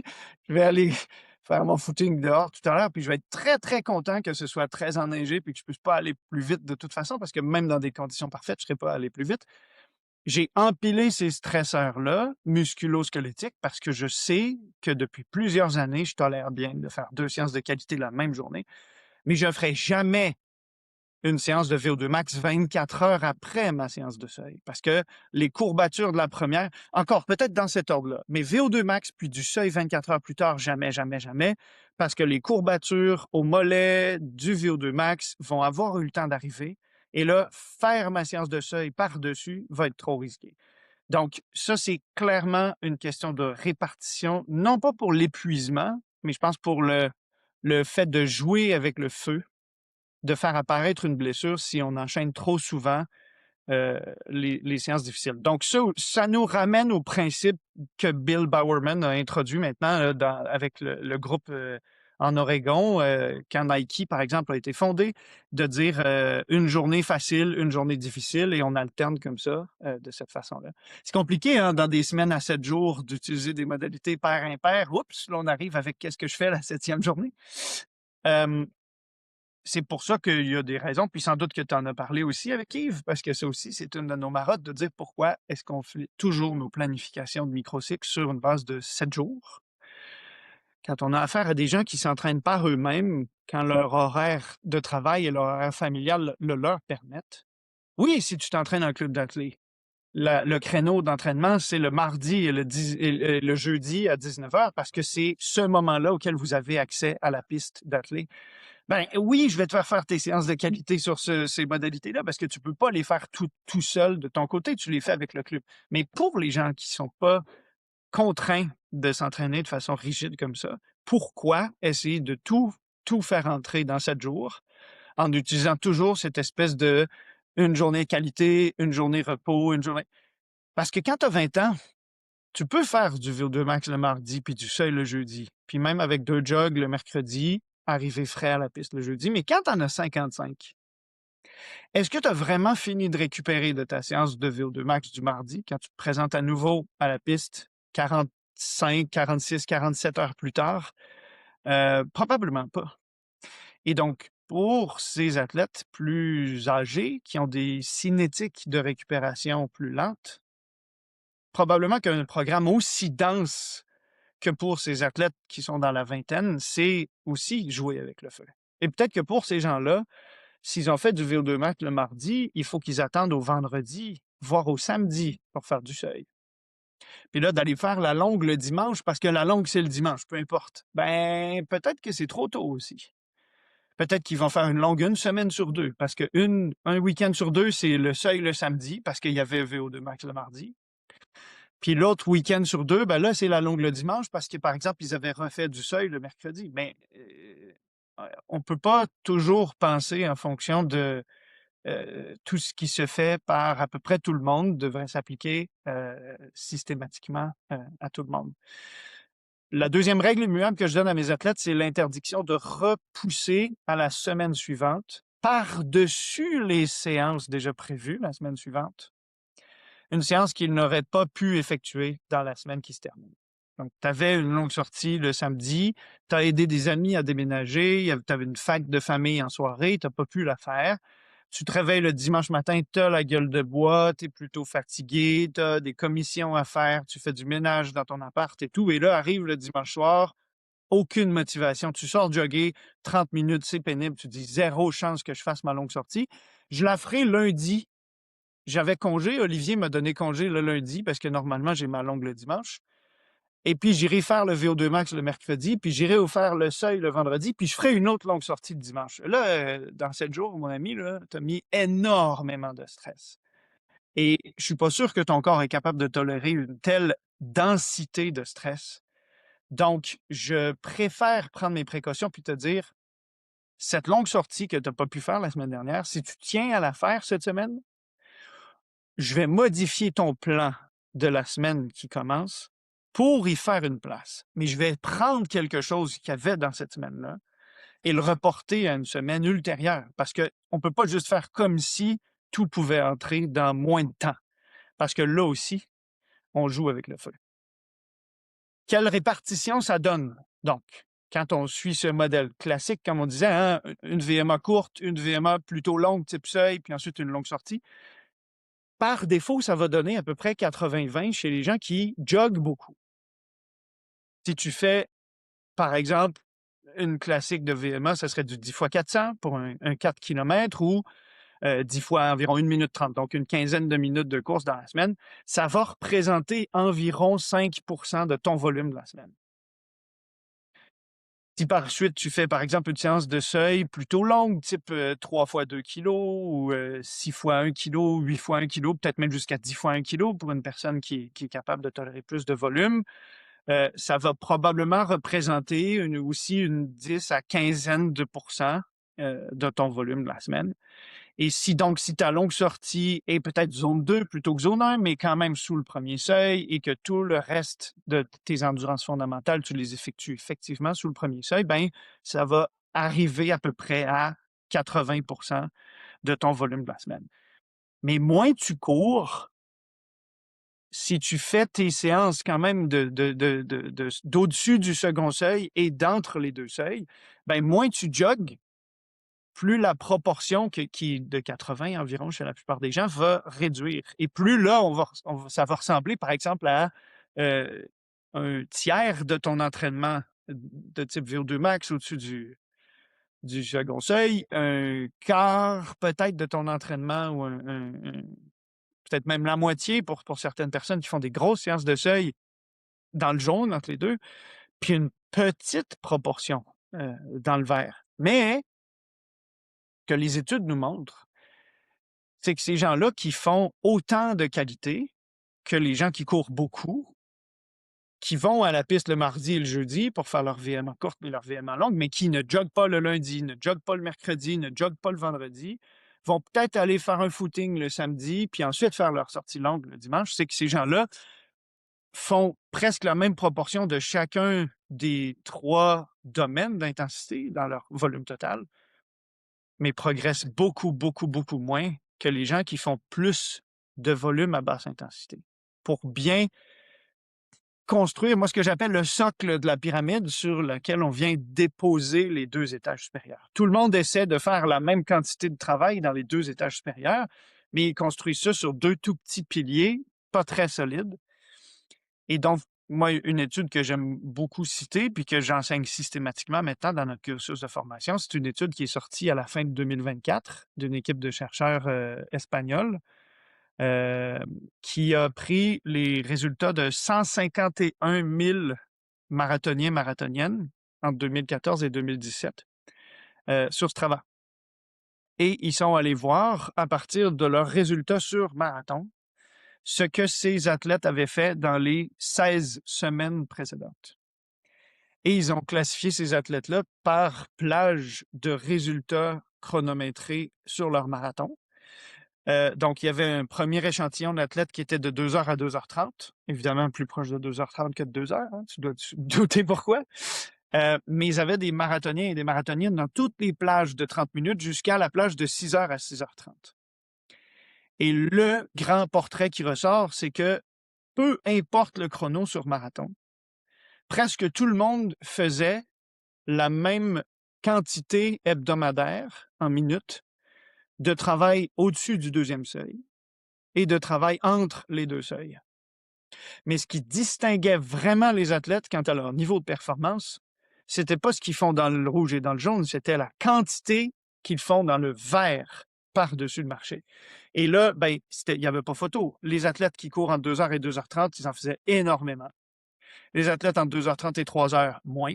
Les athlètes entre 3 heures et 3h30, encore moins. Et là, ben, c'était tout simplement une belle parabole. Plus les athlètes avaient couru leur marathon vite, plus ils avaient fait de volume d'endurance fondamentale à basse intensité dans les 4 mois précédents. Et donc, inversement, on peut dire, moins ils en avaient fait, plus ils couraient leur marathon lentement. Est-ce que c'est la cause ou est-ce que c'est juste une corrélation? Ça, on ne peut pas le savoir avec une étude rétrospective comme celle-là. Mais ce qu'on sait, c'est que dans les études prospectives qui ont été faites en cyclisme, en ski de fond, quand on prend les mêmes athlètes d'une saison à une autre ou du niveau junior au niveau senior, lorsqu'ils font davantage de volume à basse intensité dans une saison de préparation, ils ont des meilleurs résultats en compétition. Et ça, c'est pas rétrospectif, c'est prospectif. C'est le suivi des mêmes athlètes au fil du temps. Donc, moi, la recommandation que je donne toujours, c'est que tu t'entraînes ou non pour la performance, que tu t'entraînes ou non pour atteindre des niveaux d'excellence comme les athlètes élites, tu devrais t'entraîner le plus possible selon les mêmes principes que ces athlètes élites. Et donc, tu devrais faire le plus de volume à basse intensité possible sans que ça te fatigue tellement que tu ne sois pas capable de faire le travail de haute intensité. Parce qu'il est nécessaire, mais il n'est pas suffisant.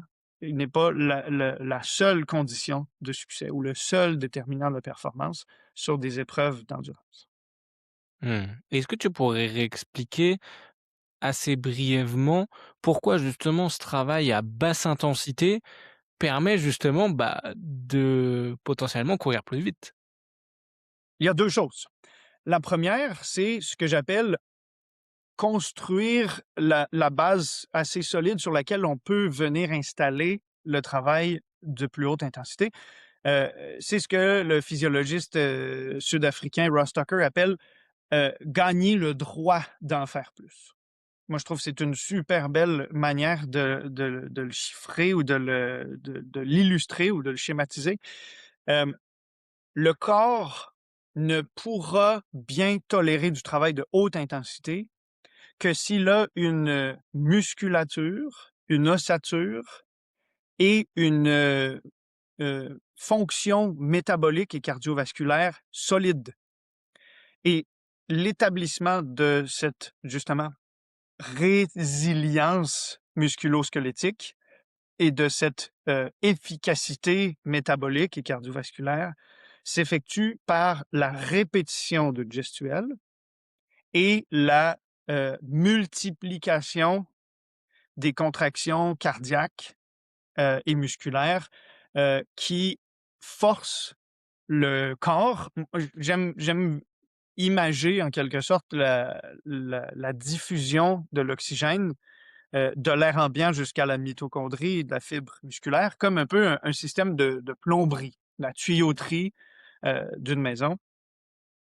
On a besoin d'avoir des poumons de grande capacité pour prélever beaucoup d'oxygène en prenant des grandes inspirations, des grandes bouffées d'air. Quand on stresse beaucoup cette capacité pulmonaire à respirer, on développe donc les alvéoles pulmonaires, on ajoute des vaisseaux sanguins capillaires pour permettre la diffusion de l'oxygène de l'alvéole au vaisseau sanguin. Alors oui, ça fonctionne très bien quand on fait des répétitions de 1, 2, 3 minutes à VO2 max, mais on peut en faire combien dans une semaine donnée avec la motivation d'aller les faire, de répéter ça jour après jour, peu. Si une personne fait 10 à 15 minutes de travail dans la zone payante de VO2 max dans une séance et fait 2 séances de ce type dans la semaine, on est très, très proche de sa limite. Alors que si je te stresse à 60, 65, 70% de cette capacité maximale-là, mais 1 heure à la fois, 2 fois par jour, 5 jours par semaine, 50 semaines par année, la quantité totale de travail, la quantité totale de minutes pendant lesquelles je vais avoir stressé la capacité des alvéoles pulmonaires et des vaisseaux sanguins capillaires va être considérable en accumulation. Ça va être la même chose avec le muscle cardiaque, parce que si les muscles, donc les mollets, les quadriceps et compagnie, demandent beaucoup d'oxygène, il faut que le cœur en achemine beaucoup. Alors, si le cœur pompe peu de sang avec chaque battement, ben, il va devoir battre extrêmement souvent. Alors, chez un jeune de 15, 16, 17 ans qui a une fréquence cardiaque maximale encore dans les 200, ce ne sera pas un problème. On peut fonctionner avec un cœur qui éjecte peu de sang chaque fois parce qu'il va battre très souvent. Pour une personne comme moi qui doit avoir une fréquence cardiaque maximale maintenant qui est peut-être à 178, 179, je ne peux pas compter sur le fait que mon cœur va battre extrêmement souvent. Ça décline inéluctablement avec l'âge. Ça décline depuis notre naissance, puis on ne peut absolument rien y faire. Si ça se trouve, même plus on est entraîné, plus la fréquence cardiaque maximale décline. Parce que la fréquence cardiaque minimale aussi. Ça, c'est un autre aspect. Donc, je n'ai pas le choix. Il faut que mon muscle cardiaque devienne capable d'aspirer davantage de sang en se contractant et de pomper davantage de sang en se dilatant pour que la quantité totale de sang oxygéné qui se rend à mon muscle soit la même que celle de l'athlète de 18 ans qui bat à 195 battements minutes, mais qui pompe 1 litre de sang à chaque battement, par exemple. Et moi qui pompe à 160 pour le même effort, mais qui pompe 2 litres à chaque battement. Tu comprends? Donc, et ça aussi, on le sait, que l'amélioration de ce paramètre-là, qui est modifiable, contrairement à la fréquence cardiaque maximale, le volume d'éjection systolique, il est optimisé par du travail de basse intensité, mais répété. Parce que je peux travailler la capacité de mon cœur à pomper beaucoup de sang si je suis à 175 battements par minute, mais je vais le faire, par exemple, 7 fois 2 minutes dans une séance à cette fréquence-là, puis ça va être la totalité du stress que je vais avoir été capable de mettre. Tandis que si je vais courir à 135 BPM pendant 1 heure et demie, 2 heures, 2 heures et demie, la quantité totale de stress, le temps sous tension, en quelque sorte, va être considérable. Donc, on a tendance à surestimer ou à exagérer l'importance de la spécificité. Si tu veux avoir des poumons plus efficaces, il faut que tu ventiles à VO2 max. Si tu veux améliorer ta capacité d'éjection systolique cardiaque, il faut que ton cœur batte fort. Comme si la seule manière d'améliorer toute la tuyauterie, c'était de pomper le plus d'eau possible dans le système puis de forcer la tuyauterie à s'adapter, mais 2 minutes par jour, l'équivalent de 2 minutes par jour, par exemple d'une quinzaine de minutes par semaine.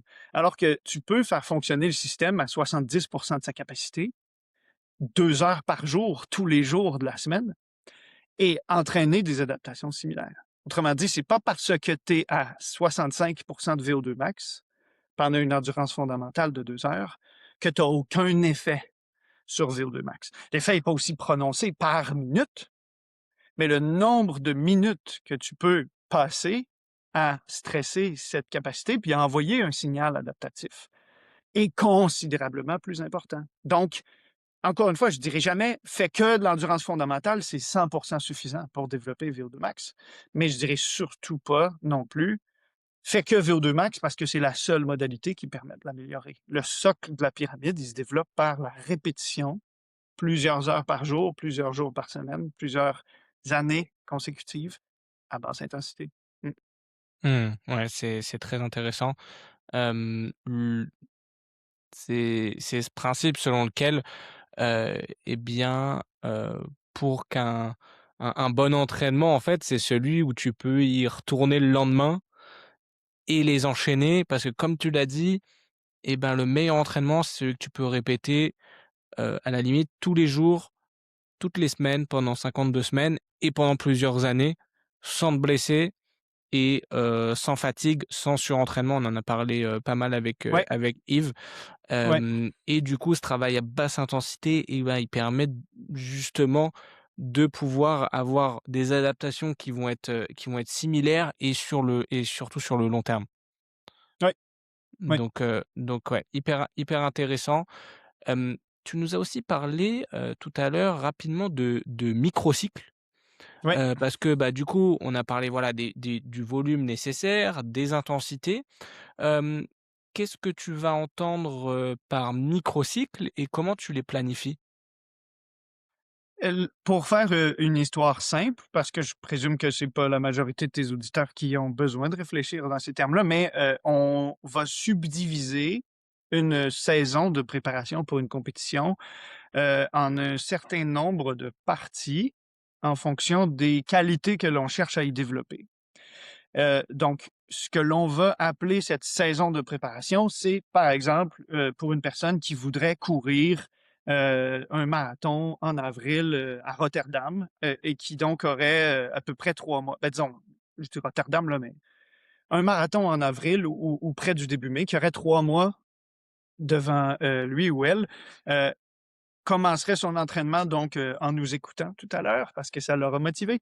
Et donc une période de 3 mois, qui va constituer son macro-cycle de préparation. Donc macro, échelle la plus grande, et selon ce qu'elle a fait dans les macro-cycles précédents, selon les qualités qu'elle a pu développer et qui sont plutôt optimisées, elle va subdiviser ce macro-cycle, donc du jour où elle commence sa préparation jusqu'au jour où elle court son marathon, en un certain nombre de mésocycles, donc de l'échelle intermédiaire, méso, selon donc que ce soit de la préparation générale, de la préparation spécifique, de l'affûtage, et de la compétition.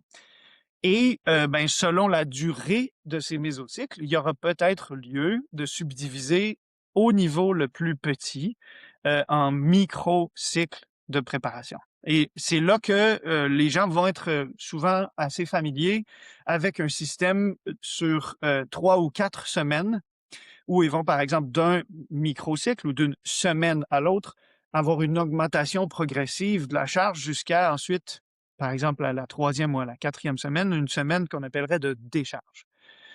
Et donc, pour structurer un mésocycle en différents microcycles, on va déterminer d'un microcycle à l'autre où on place le curseur en ce qui concerne le volume et l'intensité. Euh, pour que donc au sein de ce mésocycle, il y ait modulation à la hausse et à la baisse de ces curseurs-là. Alors, il peut y avoir dans un microcycle un volume qui monte sans que l'intensité, elle, monte. Ensuite, un volume qui reste stable, mais où là, c'est le curseur de l'intensité qui monte. Ensuite, peut-être une nouvelle augmentation du volume, voire augmentation et du volume et de l'intensité pour avoir donc dans ce microcycle-là ce qu'on appellerait une surcharge. Et immédiatement à la suite de ce microcycle de surcharge où on a fait monter les deux curseurs, ben, un microcycle de décharge où on va faire descendre les deux curseurs. Et c'est donc pour cette seule raison-là qu'on aborde la notion de microcycle. Quand on forme des coachs, pas quand je parle avec mes athlètes, là, on est dans un microcycle de surcharge, ils ne savent pas, ça c'est ma poutine administrative à moi, dont ils n'ont pas besoin d'être informés. Ils vont le voir dans leur calendrier. Ma séance de VMA, qui d'habitude, par exemple, est 3 fois 5 fois 1 minute, la semaine prochaine, elle va être, par exemple, 2 fois 8 fois 30 secondes. Ah, manifestement, c'est une séance beaucoup plus facile. Ma séance de seuil, qui d'habitude pouvait être 5 fois 5 minutes, là, la semaine prochaine, c'est 7 fois 2 minutes. Donc, manifestement aussi, séance plus facile. Et d'habitude, tu me fais faire des jogs de 45, 50, 55 minutes. La semaine prochaine, ce sont des jogs de 30 minutes seulement. Donc là, manifestement, mes séances sont plus faciles, mes jogs sont plus courts, ma longue sortie dure une quarantaine de minutes de moins. Heu, Ils n'ont pas besoin de savoir, mais ça, c'est leur microcycle de décharge parce que, par exemple, la semaine précédente, c'était leur microcycle de surcharge. Le point que je mentionnais, c'est que pour ces gens, donc comme je te disais, ils sont à la piste avec le club le mardi, le jeudi et tout, et la longue sortie avec les copains du club qui sont un peu de niveau similaire au leur, c'est le dimanche matin. Alors, tu peux faire comme tu veux, leur contrainte, c'est qu'ils s'entraînent de ces 3 façons-là, ces 3 jours-là. Ben, pour eux, microcycle égale 7 jours. Donc, tu peux même complètement abandonner le vocabulaire microcycle et parler tout simplement de semaine de charge, semaine de surcharge, semaine de décharge. Pour certains, il va y avoir 2 semaines de charge, 1 semaine de surcharge, 1 semaine de décharge. Pour certains, ils peuvent avoir besoin d'une semaine de décharge à toutes les 2 ou 3, peu importe. Mais l'idée, c'est de faire moduler la charge d'un microcycle à l'autre ou d'une semaine à l'autre à l'intérieur d'un mésocycle qui n'est pas nécessairement un mois d'entraînement ou une collection de 4 semaines d'entraînement. Mais ce qui est clair, c'est que dans un mésocycle donné, on va avoir une focale pour orienter le travail sur une certaine qualité ou sur un maximum de 2 qualités qu'on va développer.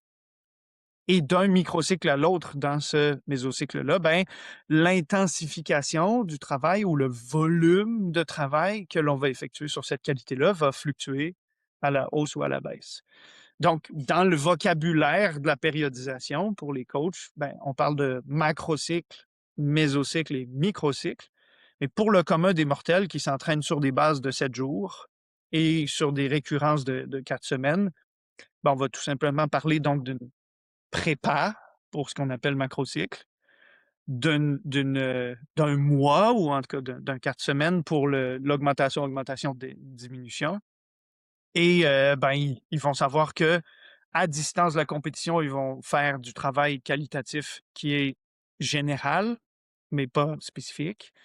Et à proximité de la compé, ils vont faire d'abord des longues sorties qui comportent plus de travail à allure marathon, par exemple, puis une moins grande insistance sur la VMA. Mais ça aussi, encore une fois, ça dépend de ce que la personne a déjà fait et de ce que la personne a envie de faire. Parce que moi, j'en ai là, Mmh. des athlètes qui veulent rien savoir de faire de la VO2 Mmh. et je leur en fais pas faire parce que je sais soit qu'ils la feraient pas, soit que ça les démotiverait de devoir aller la faire, puis ça les brûlerait mentalement que je leur impose de la faire alors qu'ils n'en ont pas envie. Donc ça aussi, c'est un des facteurs à prendre en considération. Mmh. Ouais, donc ça te permet de, voilà, délimiter les différentes enfin, les phases où tu vas travailler telle ou telle intensité et aussi de respecter, bah, ce principe fondamental qu'il faudrait toujours avoir en tête, c'est-à-dire que, fondamentalement, l'entraînement, ça nous fatigue et nous rend moins bons et c'est ce cycle, entraînement et derrière avec une bonne récupération qui va nous rendre meilleurs et plus performants. Ouais, Ça me permet de faire une transition vers la la récup. compétition, Mmh. la récup et avant ça même, Ouais, hem, on du coup, on va en parler dedans, mais la compétition puisque, eh ben, la compétition, il faut qu'on arrive avec le meilleur niveau et avec le taux de fatigue le plus bas. ouais. Concrètement, comment on fait? Ben, une des choses que tu as mentionnées qui est vraiment pas anodine et qui, je pense, assez mal comprise, c'est que pour générer de la forme physique, il faut générer de la fatigue. Pour forcer le corps à développer des adaptations, il faut lui imposer de flirter avec ses limites et de constater que ses capacités, telles qu'elles sont limitées en ce moment, sont insuffisantes pour répondre à la tâche. Et ça, il n'y a pas d'autre manière que de stresser le système jusqu'à ce qu'ils disent: «Je ne suis pas capable de faire ça en ce moment». Donc, pour les gens qui ont cette mentalité très héritée des années 80, puis qui a encore malheureusement beaucoup trop, répandu le fameux «no pain, no gain», heu, ces gens-là ont assez bien compris qu'il faut se fatiguer pour construire de la forme, mais ils ont assez mal compris l'autre, partie de ce que tu mentionnais. C'est-à-dire que c'est pas pendant que tu t'entraînes que tu t'améliores, c'est entre tes entraînements, à condition de bien te reposer. Donc, à un extrême, on a les gens qui s'assurent de ne faire que de l'entraînement qu'ils sont capables de réussir, qui ne les stresse pas parce qu'ils savent que leur corps a déjà ces possibilités, ces capacités de travail, et qui donc ne vont jamais se pousser en surcharge, donc n'auront jamais besoin de décharge et n'induiront donc jamais de surcompensation, d'augmentation des capacités du corps au-delà de celles qu'il avait avant de faire la séance, qui l'a poussé justement à l'extérieur de sa zone de confort, poussé à reconnaître ses limites et à l'importance et à la nécessité de les repousser. Mais l'autre extrême, c'est les gens qui se disent: «J'ai généré beaucoup de fatigue, ça va m'aider à m'améliorer. Demain, je retourne courir, je continue à générer de la fatigue. Demain, je refais une autre séance de qualité. Demain, je génère encore davantage de fatigue» et ces gens-là, ils se creusent des trous, mais ils se laissent jamais l'occasion d'en ressortir. Et plutôt que d'avoir cette ondulation surcharge, décharge, surcompensation, ces gens-là font surcharge, surcharge, surcharge, surcharge, surcharge, surcharge. Et là, c'est seulement au moment où ils sont forcés par leur coach à faire un affûtage qu'ils arrivent à se sentir de mieux en mieux. Et c'est souvent une semaine ou 2 après leur compétition que là, ils atteignent un niveau de forme puis ils se disent: «Ah! Merde, 2 semaines trop tard!» parce qu'ils avaient insuffisamment récupéré et donc leur surcompensation est arrivée après, le moment où elle était attendue. Donc le point le plus important dans, ce que tu mentionnes, c'est de tester ce processus d'action-réaction du corps au sein de la préparation. De surcharger, puis décharger pour voir comment intervient ou si intervient la surcompensation. Parce que c'est la clé de l'affûtage pré-compétition. De réussir à continuer à pousser la charge à la hausse, de continuer à générer de la fatigue, parce que c'est comme ça qu'on génère de la forme. Puis ensuite, au bon moment, enlever le pied de sur l'accélérateur sans mettre le pied sur le frein et compter sur le fait qu'on arrête de pousser du côté de la fatigue pour que là, la courbe de forme, elle, continue à augmenter sans que la courbe de fatigue, elle aussi, continue à augmenter. Le problème, c'est que si l'affûtage il est trop drastique ou trop hâtif, on va relâcher l'accélérateur et là, la voiture, elle ne va pas garder son air d'aller. Elle va ralentir, ralentir, ralentir, ralentir. Donc, en résorbant la fatigue, on va aussi perdre la forme.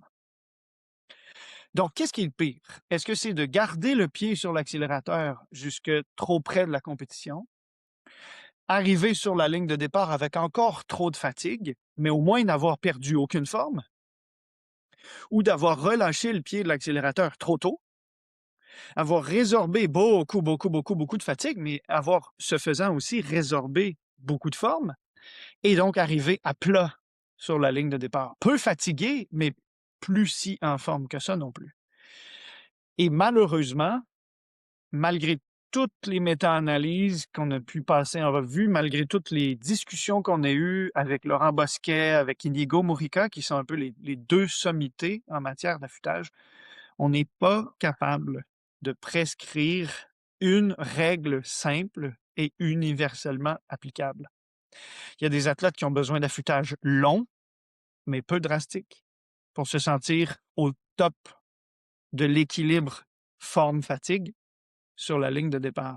Il y a des athlètes qui ont besoin de commencer un affûtage longtemps d'avance, mais de drastiquement descendre la charge, puis ensuite de remettre le curseur de la fatigue à la hausse pour avoir comme une deuxième surcompensation durant l'affûtage.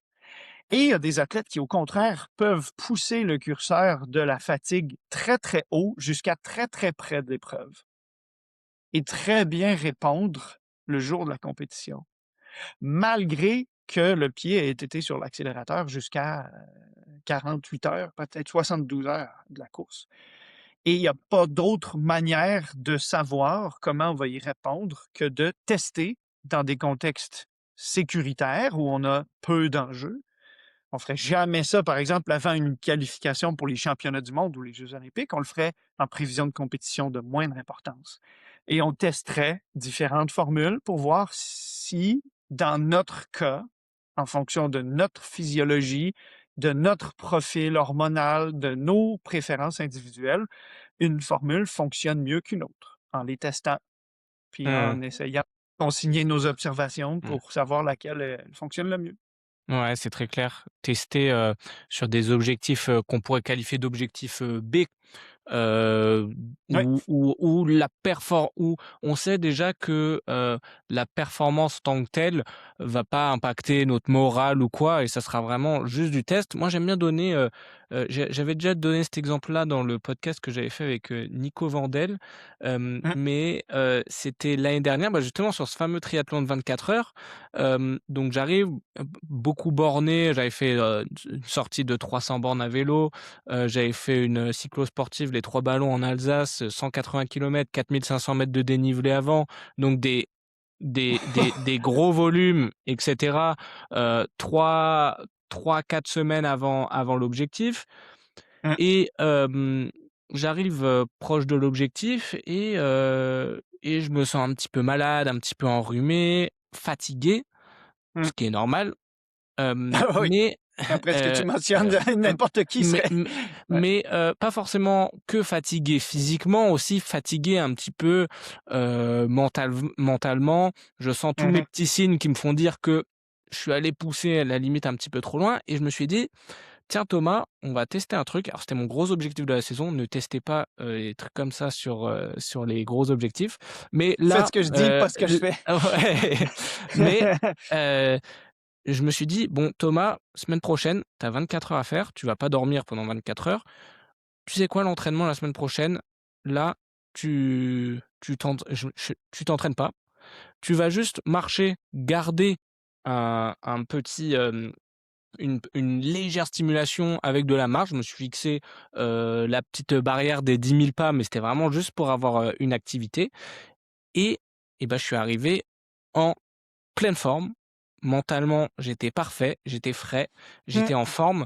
Alors c'était une épreuve très longue, Mmh mh. hem, mais c'est pour dire aussi que, il y a le fameux dogme aussi, tu sais la règle de, tu diminues de 40 à 50 et mais tu Mmh gardes mh. les intensités.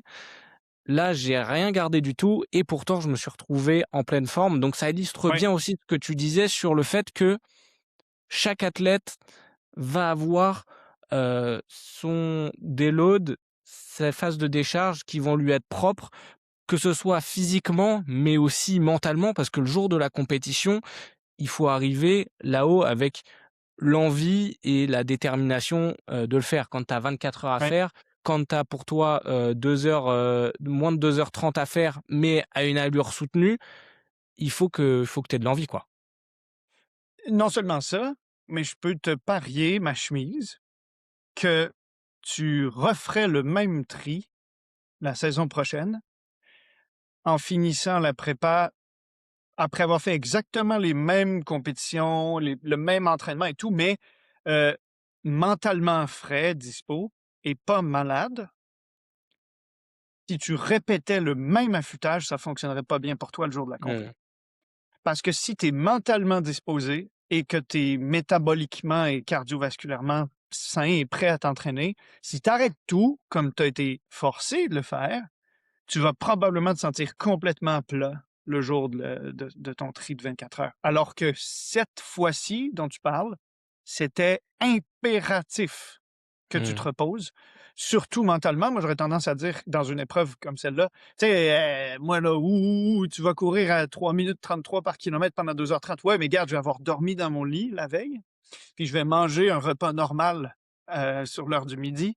Heu, la composante mentale, là, c'est de Mmh. mordre un peu dans ma ceinture pendant 2h30 là. Je vais pas passer 8 heures à nager, puis 8 heures à faire du vélo, puis 8 heures à tu sais, c'est une dinguerie. Heu, le les modalités d'affûtage pour une épreuve qui a une composante mentale, de fatigue centrale du système nerveux, comme ce que tu décris, on peut pas s'affûter de la même façon pour ça qu'on le ferait pour un 5 kilomètres couru en 13 minutes ou pour un marathon couru en 2h30. C'est absolument invraisemblable que faire la même chose dans les 13, 14, 15 jours qui précèdent mène aux mêmes résultats sur 2 épreuves qui sont Mmh. aussi fondamentalement différentes. Moi, je sais que pour bien faire sur marathon, si je fais comme toi, la semaine qui précède ton trail ton ul bon, ton j'arrive, tu vois, trail puis ultra parce que c'est dinguerie de 24 heures, je les associe toujours à ça. Ton tri, ton tri de 24 heures, il exigeait que tu arrives dans des dispositions mentales parfaites. Même si tu avais peut-être effectivement un peu perdu de forme. Même si j'avais testé ton VO2 max ou ton seuil la veille ou le jour de la course, on aurait constaté que tu en avais un peu perdu. C'était bien moins important d'arriver avec le meilleur VO2 max puis le meilleur seuil ce jour-là que d'arriver avec l'envie de s'y mettre pendant 24 heures et le repos général, la disposition à le faire. Moi, si je m'arrête pendant 14 jours pour bien, bien, bien être reposé, j'arrive sur la ligne de départ de mon marathon, puis j'ai perdu 10 de VO2 max, puis mon seuil a diminué de 5 points de pourcentage. C'est garanti, même si j'ai hyper bien dormi, fait des siestes dans un hamac à Bora Bora, c'est sûr que mon marathon ne se passera pas aussi bien. Même si je suis mentalement dans les meilleures dispositions, j'ai besoin physiologiquement d'être optimisé. Alors, si je ne fais pas ma dernière séance d'intensité, le mardi, le mercredi ou le jeudi de la semaine de la course, j'arrive à plat sur la ligne de départ, c'est clair. Mais toutes les lignes de départ ne sont pas identiques, puis toutes les semaines qui mènent à la semaine, à la ligne de départ ne sont pas non plus identiques. Alors, c'est pour ça que même épreuve, même prépa, même athlète, deux modalités d'affûtage différentes selon les conditions dans lesquelles on entre dans l'affûtage, on le commence, cet affûtage-là. Alors, c'est plate, hein, je suis aussi obligé de te dire ça. Aussi, mec, ça dépend. Tout dépend. Tout dépend. Non, c'est clair et du coup, heu, je t'ai parlé un petit peu de de cette règle parce qu'il y a beaucoup de règles dans l'entraînement qui sont, qui sont pas mal véhiculées voilà, tu diminues de 50 mais tu vas garder les intensités. Toi, comment tu ferais pour, bah, tu vois, tu as un athlète, c'est le premier affûtage que tu vas faire avec lui, donc tu as pas forcément les connaissances et lui non plus n'a pas forcément les connaissances, pour te dire: «Bon, bah, moi, mon affûtage, il est mieux quand il est fait comme ça». Comment tu vas Mmh. faire pour le déterminer? C'est sûr qu'après quelques mois à collaborer avec un ou une athlète, on commence à connaître un peu aussi leur profil psychologique et on est capable de voir quand même assez bien lesquels parmi ces athlètes-là tolèrent très, très, très bien de s'entraîner beaucoup moins. Sont 100% satisfaits et même, peut-être reconnaissants, heu, qu'on leur fasse consacrer moins de minutes par jour à s'entraîner, puis d'avoir donc davantage de temps libre à faire autre chose. Et il y en a certains qui, font une crise d'urticaire de voir des journées de congé, dans leur semaine ou de voir des jogs de seulement 30 minutes quand d'habitude ils en font 45, 60. Et donc, clairement, dans les mois qui précèdent, on va être capable d'identifier ce qui est le plus risqué avec les athlètes et perturber leurs habitudes, leur faire perdre leurs repères en les amenant soudainement à s'entraîner de façon complètement différente de ce à quoi ils sont habitués, va s'accompagner d'un assez grand risque que, même si leur physiologie est au top, c'est leur psychologie qui ne le sera pas. Et donc là, tout au long de l'affûtage, il va être rongé de doutes. Ah, j'ai fait peu de VO2. Ah, j'ai presque pas fait de seuil. Ah, mes dernières longues sorties ont vraiment pas été longues. Ah, je me sens tellement reposé. Je suis sûr que j'ai perdu de la forme et tout. Et alors qu'en vérité, d'un point de vue profil physiologique, ils sont 100% optimisés pour se présenter sur la ligne de départ dans les meilleures conditions possibles. Psychologiquement, ils sont certains d'être, dans des mauvaises dispositions. Ils se présentent sur la ligne de départ avec, énormément de crainte et ça devient une prophétie autoréalisatrice. «Ah, tu vois, je te l'avais dit, ça s'est mal passé parce que» donc avec ces athlètes-là, le principe de précaution, c'est de faire en sorte que, on perturbe le moins possible leurs habitudes. S'ils sont habitués de courir 6 jours par semaine, on descend pas à moins de 5. S'ils sont habitués de courir 2 fois par jour, tous les jours, sauf par exemple la journée de la longue sortie, ben, on essaie de maintenir la plupart des journées où ils ont 2 séances, mais qu'elles soient plus courtes. Ils sont habitués d'avoir du soleil et du VO2 max dans chaque semaine d'entraînement. On leur en met quand même une petite dose pour bien satisfaire ce désir ou ce besoin qu'ils ressentent. Et s'ils ont besoin de faire une vraie longue sortie à J-7 ou J-8, on leur en fait faire une, même si c'est potentiellement dommageable qu'ils traînent encore de la fatigue. C'est probablement moins dommageable que de leur instiller un doute dans leur esprit, en leur en faisant faire moins et en entretenant cette crainte-là. Donc, pour ça aussi, je pense qu'il n'y a pas de meilleure manière que d'être en contact fréquent avec l'athlète, d'être honnête et transparent dans cette communication-là, dans les deux directions, tant de l'athlète au coach que du coach à l'athlète. Et de concevoir les choses ensemble plutôt que de s'imaginer qu'on est capable de tout faire parfaitement sans avoir de rétroaction de leur part ou sans avoir co-construit avec eux ce qu'on va leur faire faire. Donc, mon, ma règle du pouce reste quand même que plus l'épreuve est longue, plus les besoins de repos vont être importants dans les jours qui précèdent. Parce que c'est la composante fatigue résiduelle qui risque d'être le plus gros obstacle à la performance optimale. Tandis que pour des épreuves plutôt courtes, je vais préférer moins reposer les athlètes dans les derniers jours pour vraiment m'assurer de les amener sur la ligne de départ avec la physiologie la plus optimisée possible. Quitte à ce qu'ils aient encore un peu de fatigue de toute la prépa qui précède. Mmh.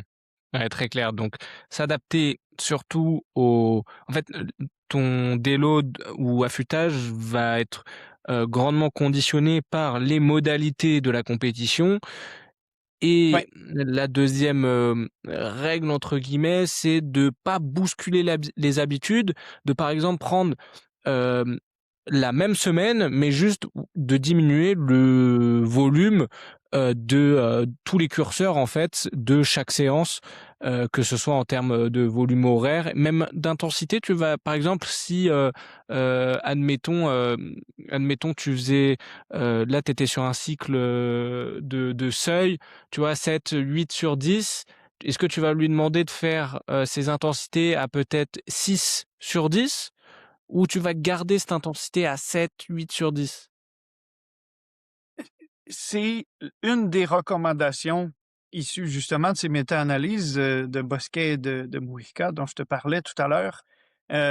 C'est puisqu'on réduit le volume d'intensité, on peut se servir de cette compensation, d'augmenter légèrement l'intensité à Mmh. laquelle ce volume réduit est fait. Donc, quand je mentionnais tout à l'heure l'exemple de la séance de 10 x 400, qui est assez classique pour de la VMA, si ton athlète s'est rendu jusqu'à en faire 15 dans sa plus grosse semaine de préparation, euh, probablement que la première semaine de l'affûtage, tu vas pouvoir redescendre à 10 et que donc, ben, plutôt que de faire chacun de ces 400 mètres en 1 minute 20, quand il en avait 15, il pourra peut-être les faire en 1 18, comme il n'y en a que 10. Et la semaine de la course, peut-être que 6 fois 400 sera suffisant pour réallumer le système nerveux de la personne, pour lui entretenir cette capacité à courir vite de façon détendue.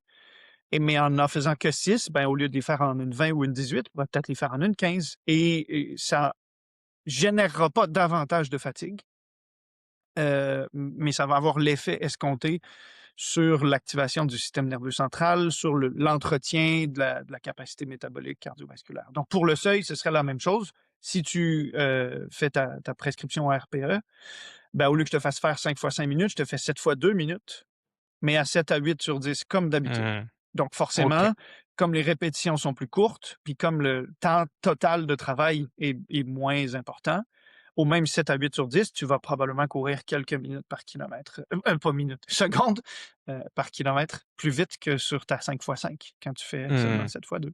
Mmh. Ouais, très, très clair et du coup, Olivier, pour, pour clôturer le podcast, on peut pas parler Ouais, de récupération, de diminution de la fatigue, sans parler, d'alimentation et de sommeil.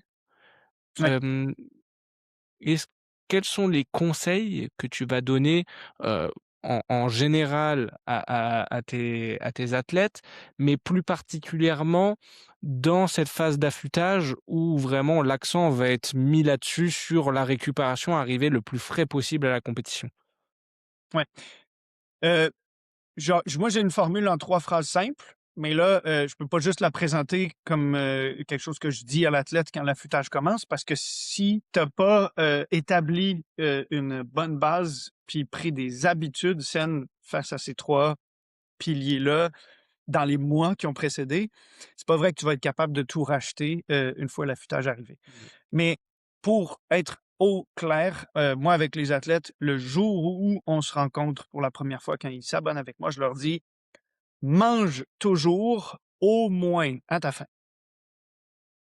Dors toujours le plus possible et repose-toi mentalement, pas seulement en dormant». Donc, pour mange toujours au moins à ta faim, ben, le truc, c'est que moi, si tu te prépares pour un marathon en moins de 3 heures, puis que je vais te faire borner entre 100 et 160 kilos par semaine pendant des mois, j'en ai absolument rien à foutre que tu manges des légumes biologiques crus, puis que tu te fasses des smoothies à la protéine de chanvre.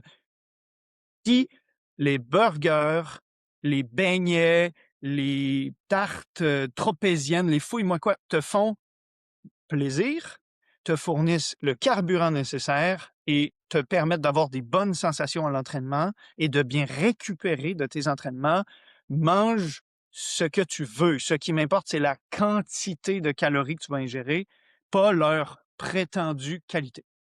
Toujours au moins à ta faim. Donc, aucune restriction calorique en période d'entraînement intensif. Jamais, jamais, jamais te retenir de prendre une deuxième portion de dessert, t'empêcher de manger la collation que ton corps te demande en milieu d'après-midi parce que je fais ça pour être en santé. Puis non, tu vas manquer d'énergie pour tes prochains entraînements. Tu vas peut-être te blesser parce que tu es en faible disponibilité énergétique ou en déficit énergétique relatif à éviter à tout prix. Donc, plus grosse charge d'entraînement, plus grosses assiettes et plus de glucides, dans ton alimentation au quotidien, que ce soit dans tes assiettes de repas ou dans tes collations entre les repas. Donc pour ça, indiscutable, toujours au moins à ta faim. Pour le sommeil, c'est plus compliqué parce que manger davantage, c'est plus facile à faire que dormir plus.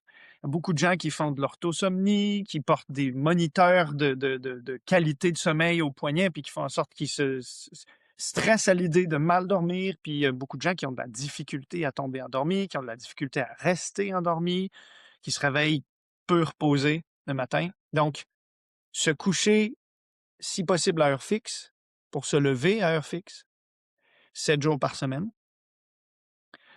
Se coucher après avoir eu une période de décompression, en période de fin de soirée, donc après le repas du soir, de ne pas se remettre au travail ou aller s'entraîner ou faire des activités stressantes, que ce soit parce que ça augmente ta température corporelle, parce que ça te fait tourner, la tête dans tous les sens ou donc un bain chaud, un peu de lecture, une camomille, une activité qui te permette de te sentir détendu, où ton corps est en paix, où ton esprit est en paix et où tu es donc disposé à dormir.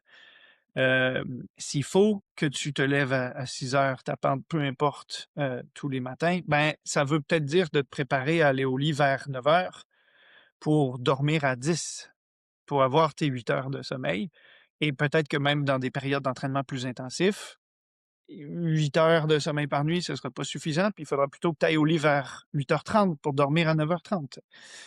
Mais l'objectif, c'est de toujours te laisser assez de temps pour dormir, assez pour te réveiller par toi-même, sans avoir besoin de réveil. Parce que sinon, tu te fais couper ta nuit par un facteur arbitraire. Puis te reposer mentalement, même quand tu dors pas, mais ça veut aussi dire d'assurer, d'entretenir ta santé mentale le mieux possible en ayant des relations sociales agréables, en ayant des passe-temps qui font que tu te sens valorisé, que tu te sens compétent, que tu sens que tu as une appartenance à un groupe, d'entretenir tes facteurs psychologiques positivement. Donc, si tu es du type à capoter parce que tu vois ce qui se passe à Minneapolis avec la police de l'immigration aux États-Unis, c'est peut-être pas le temps de lire là-dessus entre 21 heures et 22 heures. Et peut-être que si tu as une longue sortie le dimanche, qui est vraiment une clé de ta préparation, de passer tout l'après-midi du samedi à faire ta déclaration de revenus, à fouiller dans tes reçus pour l'impôt et tout, c'est peut-être pas non plus la meilleure manière de te disposer mentalement adéquatement pour cette sortie clé que tu as à faire le lendemain matin. Donc, il y a évidemment des moments dans notre semaine, dans notre année où c'est beaucoup plus difficile de prendre ces facteurs-là en considération, mais d'avoir des activités qui nous aident à décompresser mentalement, des moments dans l'année, dans la semaine, où on se protège de ces stresseurs externes, c'est aussi un facteur clé qui est pas si souvent mentionné. Mais un esprit sain dans un corps sain, c'est pas une expression vaine. Et puis cet esprit sain-là, c'est pas les calories puis les minutes de sommeil qui peuvent l'entretenir à 100%. Il faut aussi faire des efforts conscients. Alors, pour certaines personnes, ça va être de jouer à des jeux vidéo, puis peut-être que de tirer des terroristes à Counter-Strike, c'est ce qui t'aide à te détendre, toi. Moi, ça serait pas du tout mon cas. Mais d'écouter des balados sur le lactate, moi, ça me détend, alors que pour la plupart des gens, ça les stresserait. Trouve l'activité qui t'aide à te détendre, puis assure-toi de l'intégrer à ta routine pour les moments où tu as besoin justement d'être dans les meilleures dispositions mentales. Alors que ce soit pour t'endormir, que ce soit pour bien effectuer ta séance, que ce soit pour bien en récupérer après l'avoir effectué. Ça aussi, ça doit faire partie de ton arsenal de récupération, mais dans ce cas-ci, plus psychologique que physiologique. Super Olivier. Et bah, merci beaucoup pour, toutes ces infos. On va arriver Grand plaisir. à notre limite de temps.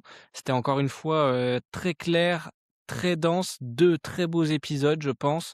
Est-ce que, où est-ce qu'on renvoie, nos auditeurs pour te retrouver? Tu l'avais déjà dit la dernière fois, Ouais. mais ceux qui n'ont pas écouté l'épisode, où est-ce qu'ils peuvent te retrouver? Sur les médias sociaux de la Clinique du Coureur, donc Facebook, Instagram, vous pouvez facilement nous retrouver. C'est là qu'on met la vulgarisation scientifique que l'on fait. À info@lacliniqueducoureur.com pour toute question d'origine là, générale. Puis sinon, si vous avez quelque chose qui me concerne spécifiquement, olivier.rb@lacliniqueducoureur.com. Ça va me faire plaisir de vous répondre. Allez, bah, super Olivier. Merci beaucoup, pour, ces 2 épisodes. J'aimerais qu'un peu plus tard, on en fasse un troisième sur un sujet totalement différent que Mais tu adores, que, j'adore et que j'aimerais beaucoup développer, c'est la place du sport à l'école. Donc, si tu es chaud, un de ces 4, on se prépare un bel épisode là-dessus. Il y a pas beaucoup de contenu, je trouve là-dessus, mais, je pense que ça pourrait être une discussion hyper intéressante et comparer aussi le point de vue, nord-américain, québécois avec avec le point de vue européen et notamment français. Donc, bah, ça sera avec plaisir. ouais, absolument, volontiers. Et bah, super Merci. Olivier, à la prochaine et on se retrouve pour un prochain épisode des amis. Ciao. Ouais, ciao.